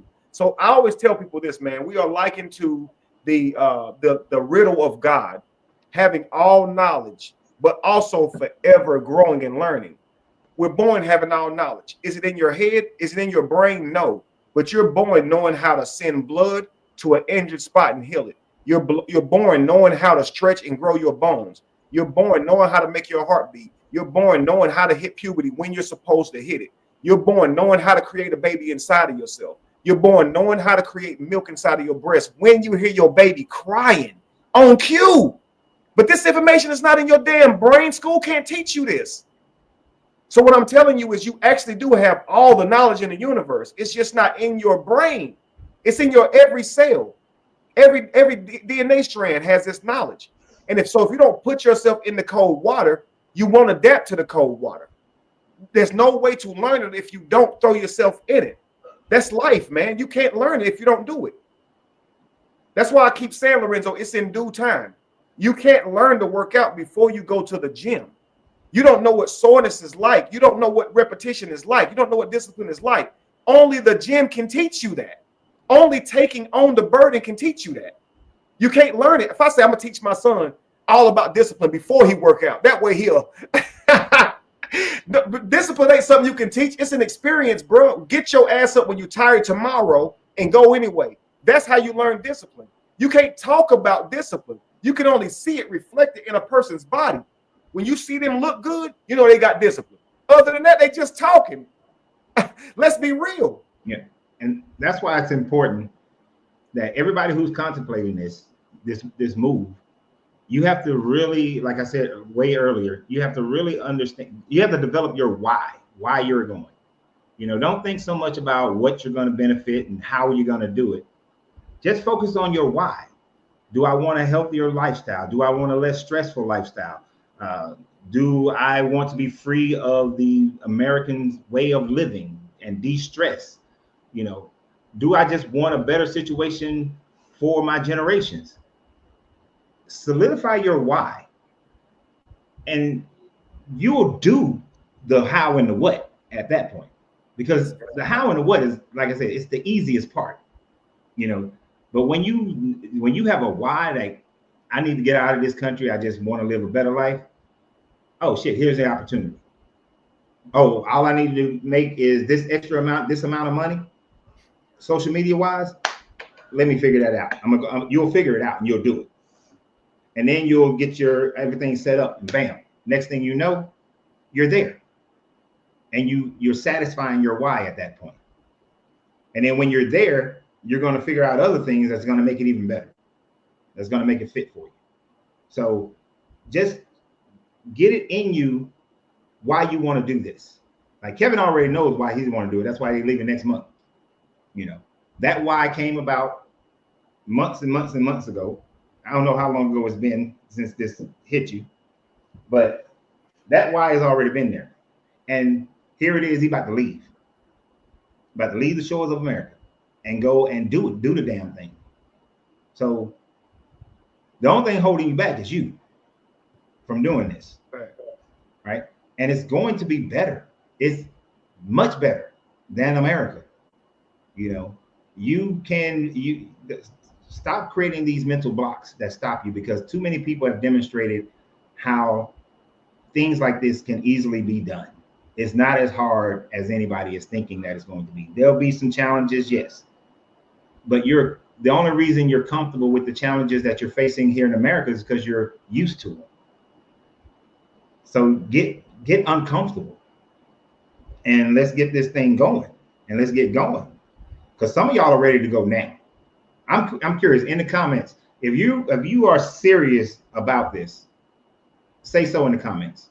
If you're serious about this, there ain't no bullshit. Not like Kevin was talking about when he petitioned the people at the church to come to his gym, and then only 40 people say yes, and only 3 people showed up. If you're serious, and it's like, I'm doing this shit, let us know in the comments. Because those first people, those first people who are serious about it, those are the most important people. Those are the ones that me personally will focus on, and Kevin will focus on. And make sure you join Kevin's page, at Be the Evolution. Make sure you join his page so that you get more constant information that I'm going to be able to provide. I can help you with setting yourself up, but Kevin is going to be more 360 the whole thing, because he getting ready to leave in a minute. He's going to be down there. Because even if it's just the 2 people that I see right now, those 2 people going down there, and Kevin's family is down there, that's the beginning of the tribe. Okay, that's 4. There's another one, Melanie, Macy. There was a couple of brothers, I believe, would be real serious about going too. I saw in there too. Yeah, I saw some earlier. Mm-hmm. I think if Trauma, Aladdin, or Dwell was still in here, they probably willing to type in that they want to go too. That they sounded really, really serious. And I think that for a lot of people, if it hasn't crossed your mind or came across your awareness, it resonated with you at least. And just, all you do is sit in that, because if it's for you, you won't be able to forget about it. It will remain an inspiration or motivation for you. So Lorenzo said it right there, your why. And I think that you will begin to remind yourself of your why as the days go on. And the universe will actually remind you too. But just know that whatever it is that you decide to do takes work. Here's why only a few people joined my gym. It wasn't because they didn't want to be in shape just like I was. And believe me, I was in shape. I mean, I look like I was carved out of stone. I look like a Greek god. They wanted to look like me, but they was lazy. A lot of them, they knew they needed to work out, so they volunteered quick. Yeah, I'll come if you open a gym. But when it really got on them, they didn't want to break their comfort. That is why. It had nothing to do with me. It had everything to do with them. And like Lorenzo said, only you are stopping you. And so something will stop you from getting there. It won't be me. It'll be either your own fears or your lack of doing. I keep saying it's in due time. I realize if I don't get up and do it, I'll be talking forever, man. So I'm going to have to, at some point, get uncomfortable and be willing to go somewhere I've never been with my family. And I can either do that this year or next year, but it's got to be done because it's in my heart. And if it's in your heart and it's your purpose, you won't be able to sleep on it, man. And so Lorenzo said he don't know quite how long I've been thinking like this. It's been a while, as long as he has. He's been talking about Botswana and stuff. And I was in the midst of those conversations as well. But again, we start letting our fears and stuff get the better of us. A couple of years ago, I had a lump sum of money come in and went and bought a mansion and put my family in a mansion.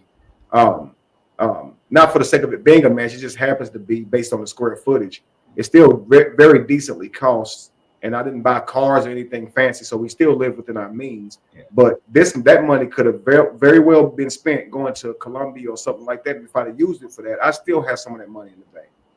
But you got a big family, so you need a big space to house them. Absolutely. That's what people don't connect. They start thinking about opulence. Nah, you got a bunch of people. Absolutely. And so you got to house all these people and give them their privacies of their own rooms. And you start talking about 9 people in a tribe, and you stand in one home. You need a large place, and then you're talking about multiple people contributing now to that large place, and so you start seeing then how those places can be useful. Coming from my mind's eye years ago, I frankly saw mansions as just something superficial. I did not understand the value of them, but they are superficial for one man living in a property like that. But if he can afford it, that's on him. He deserves it if he can afford it. But you can definitely see the use of a property like that when you have a family that can definitely utilize it. And we used the crap out of this house. We enjoyed it. My mortgage here was about $4,500 a month, and we'll go there and build a place of probably equal size, and for a fraction of the cost. It actually won't be equal size. It'll be multiple homes because my children don't need to be all in the same home anymore. All of my children are grown, so we'll all have smaller, homes or whatever. But we learned that even with a house this size, we don't really need it. We don't really need all that space. It's really just unnecessary, especially for the lifestyle that we live. So a smaller place for us is simple. We're all ready for it. And this is like Texas God is already thinking about this. And let me give some credit. It was a conversation that her and I had the day before I contacted you about doing this live last week. Mm-hmm.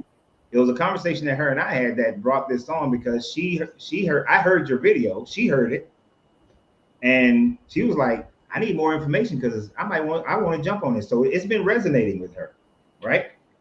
And so she's one of the people who said yes, and has already, because the why is strong, already have said, I can Airbnb in my house, which will provide that digital income. There you go. To get her the 2 year until she can get the permanent, or she might be able to get the permanent right off the bat. I'm not going to say I know what her abilities are, but you start thinking like that. Macy starts thinking like she's thinking, in IT, and she can grow some stuff. See, that's what you can remote work IT like a champ, especially it's Eastern Standard Time, is what you said. Absolutely. So, it's you beat everybody to the sun. You get first dibs on the sun. The sun starts in the east, it sets in the west. So again, you get first dibs on it. I'm telling you, I like to start my day before everybody. I want to see the sun first. I'm very selfish like that. I'm God's chosen. I always have been. I'm kidding. I like to mess with people. I don't get up till 10. I don't get up till 10 o'clock. To hell with that. That's funny, man. But yeah, I like how you guys are thinking, and you're absolutely right. Macy says, I'm in IT and I can grow things. Absolutely. Now you're thinking. And in the meantime, you guys should be thinking, okay, what product could I sell? Could I make accessible to the actual tribe within the country that we're moving to profit? Because if you can't think of how I can be beneficial online and sell something online, like say Macy's in IT, and then Texas Goddess will Airbnb her house for income. You have to say, okay, how can I be useful to my immediate tribe? What can I offer them? Some of you might say, well, I'm a good chiropractor. If there's a need for that, then we'll use your services. You understand? But you have to see your value and how your value could be utilized inside of a community. That's what a tribe is all about. And every person brings that value. And now you have a working system. And this is how you barter with that system. You trade for that system. How can I get some service from this person over here, or some product from them? I can give you a massage for it. I can give you a this for it. This is literally how it works until you come up with a universal system like money that can now be exploited. That creates a more universal way of trading. But the way it was always done, guys, you trade with what you grow. I trade with what I grow. If I had potatoes and I needed some tomatoes, I go to coach and say, hey, coach, how many potatoes I got to give you for your tomatoes? And we barter from there. It wouldn't be like, how much is your tomatoes? He might say, I need some potatoes. Give me a bag for a bag, or give me a bag for two, based on the bartering system. but this is how it worked. And that was survival, guys. And I'm telling you, a natural way of survival is the best way. It's harmony. It's harmonic. Why get away from harmony? We keep saying the way the universe works, nothing has changed. Just like they say in the Bible, God has never changed his mind on anything. Don't change not one jot, one tittle. When God said bring food to the storehouse so that there may be meat, then that's what he meant. He didn't mean money. And so food still works. The universe has never changed its mind. It's never said money. A man came up with the idea of money. Don't get me wrong, it's a brilliant idea, but it has been compromised. It truly has been. Everywhere you go, this money and trade system is far different. When I tell you nature should be it, it really should. You can't go wrong with nature. Nutrients always does for your body what it does. It's no way to really negotiate it. It works, man. And I do need people to take the time to do this research as well. I saw when he posted this earlier about asking about corporate tax. So I briefly looked at their tax system. A lot of it is just like America. It depends on what you're talking about. So you got to dig into your own level. Like I know the income tax that they have there can range between 0 and 39%. And of course, that's income based. So you want to be able to go in and research the taxes based on what your thought process is of what you're going to do, and check on where you would fit as far as the VAT tax is concerned, tariffs, or other corporate taxes. Corporate taxes can go between 15 and 35%, but of course that depends on what your overhead is. So definitely research the tax information as well. And then if you're going to maintain dual citizenship, there's a tax that you have to pay, in an American tax that you have to pay, for the money that you're making. So you want to go in with your eyes wide open. So definitely research the tax information yourself. You got this thing that allow you to do that very easily. But research everything. But definitely, even if you just go down to visit, just go visit. That's that first. That'll be that first getting out of your comfort zone. I'm gonna go visit. I'm gonna spend a week, 2 weeks down there. Let me see what they got. Let me see what the lifestyle is like. Let me check out the people. Let me go out into the countryside and see what the land looks like. Let me feel this 82 degree weather that they constantly got. Yeah, I like that weather. They're gonna ruin it. They're gonna ruin themselves. I got buddies who are living in Medellin now who went there for a vacation, right? And for the week or a couple of weeks they were there, they're going to top quality restaurants, spending $10 to $12 on their meal, $6 on their meal instead of $40s and $50s, right? And things of that nature. And they come back to the States to live, right? And they go to a couple of restaurants and realize, hell no, I'm not doing this. Yeah. So they go back. My buddy came here the other day to see his grandma, and he's supposed to be here for a month, right? And he went to Texas. He said he stayed for a week and left. He said he went to a couple of restaurants and stuff like that and realized I can't stay here, because he said he realized he's gonna be spending way more money for the same shit just to be here. So he said, Grandma, I love you, but I'm going back home. I can't. It's like going and staying in Vegas for a week. You know how much more expensive everything is. Yeah. That's what he said it's like. He said coming back to the States now is just stupid. He said, I don't know how y'all stay there. I said, shut up. You sound like me. You ain't got no accent. you sound like a New Yorker. I don't know how y'all stay there. Yeah, for the last 10 years, there's a guy I went to high school with, and I see him on Facebook every month. He's in Bogota or he's in Cartagena. And everybody who's connected with him, we already know. As soon as he retired from his job, he moving to Cartagena. He's already said it so many times, and is already looking at. Last time I saw, he was looking at buying property because he's close to retirement, because he's like a year younger than me.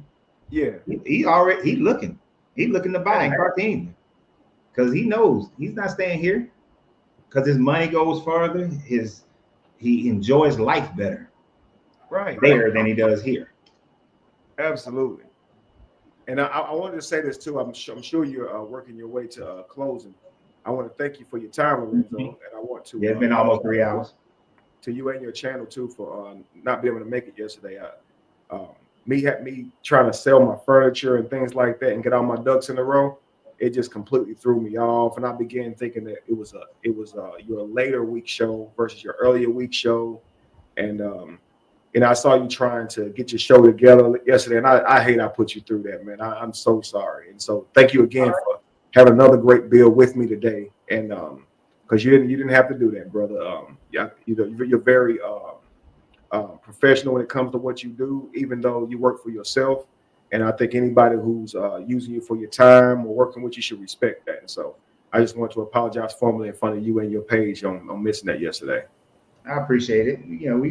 We cobbled it together and still had a very interesting show. So I appreciate it. But yeah, I'll punch you in your shoulder next time I see you. And yeah, I'll be working on it. Yeah. You're still smaller than me, so do this one. Don't do this one. You did that in the last time. But yeah, listen, much love, Lorenzo. Truly, you're a brother to me, and I can honestly say I've learned so much from you. I didn't have a lot of men growing up in my life who I could learn a lot of things from. But like I said, one of the things I've learned from you was that you will bet on yourself no matter what. You will start a business. You will open a brick and mortar. And I've seen you do that several times since I've known you. And I've never seen you say, I got to go get a job. I've never seen you express anything like that. You've always figured it out. And so I respect that, brother. I truly do. Appreciate it. Yes, sir. You never know. Like we all are teachers, but sometimes, man, your greatest lessons and people watch it, how you handle shit. Watch how you handle life. You know what I mean? And so I got a lot of respect for you. Truly do. Yeah. And I got a lot of respect for you. As we on this brotherly love thing right now, I watch you go through ups and downs and dealing with crazy people, but you always maintain, a level of integrity about everything. I've learned from you as well. Thank you, Ken. Watching you be straightforward. Let me tell you something. I've never told you this, but when we first met, I used to be more of a people pleaser when I met you. But I watch you be straightforward, honest. This is who I am. And if you don't like it, you can kick rocks. And that inspired me to be more straightforward. You don't like it, you can kick rocks. That's powerful. So like you always have been saying for years, iron sharpens iron. Yes, sir, man. As I sharpen you, you sharpen me. Indeed, brother. That's how it's supposed to work. And that's how this community is going to work. Yes, sir. Iron sharpening iron, and what's the other thing say? And no candle loses its flame by lighting another. Not a one. That's it, brother. Man, thank you, man. It's been a pleasure. Like all the years I've known you, it's been an absolute pleasure, brother. And I just look forward to our continued work together, man, honestly. And this live was brilliant. I think I felt chills on my body a couple times, still feel them a little bit. I'm so excited about what we're going to create, man. So if I seem a little bit too hyped, guys, just know that when a man has a vision, he sees it clearly. You may not see it, but it's almost like when you see that used car, you can see the wheels on it already. You see the interior, you see those dice hanging in it already. You know what I mean? Now the person that's looking with you, they might not see what that car all hyped up about, but you see it. And they'll notice when they see you again, when they see you with them shiny new hubcaps on there and the air freshener that's got that new car smell, even though it was 1987. Hey, you smiling from ear to ear. Trust me. Hey, you're gonna put dice in the mirror. That's straight up Charlotte High Point area. Lorenzo, you know what I mean. You look at that house and you can see the house. Yeah, and the person looking at it with you think it's a shack, but it ain't. I see it, bro. No, and I can see this community. I've seen it as we talk. My mind visualizes things as I listen and as I talk. So I see the community. I see it working. I see how it's working. I see the people on it. I see how the buildings are constructed. Like I can see the whole thing. Right.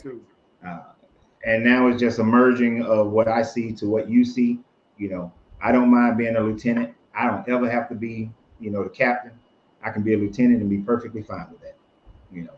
So, but yes, it's been 3 hours. And unlike back in 2017 and 18, we're not doing 4 hours.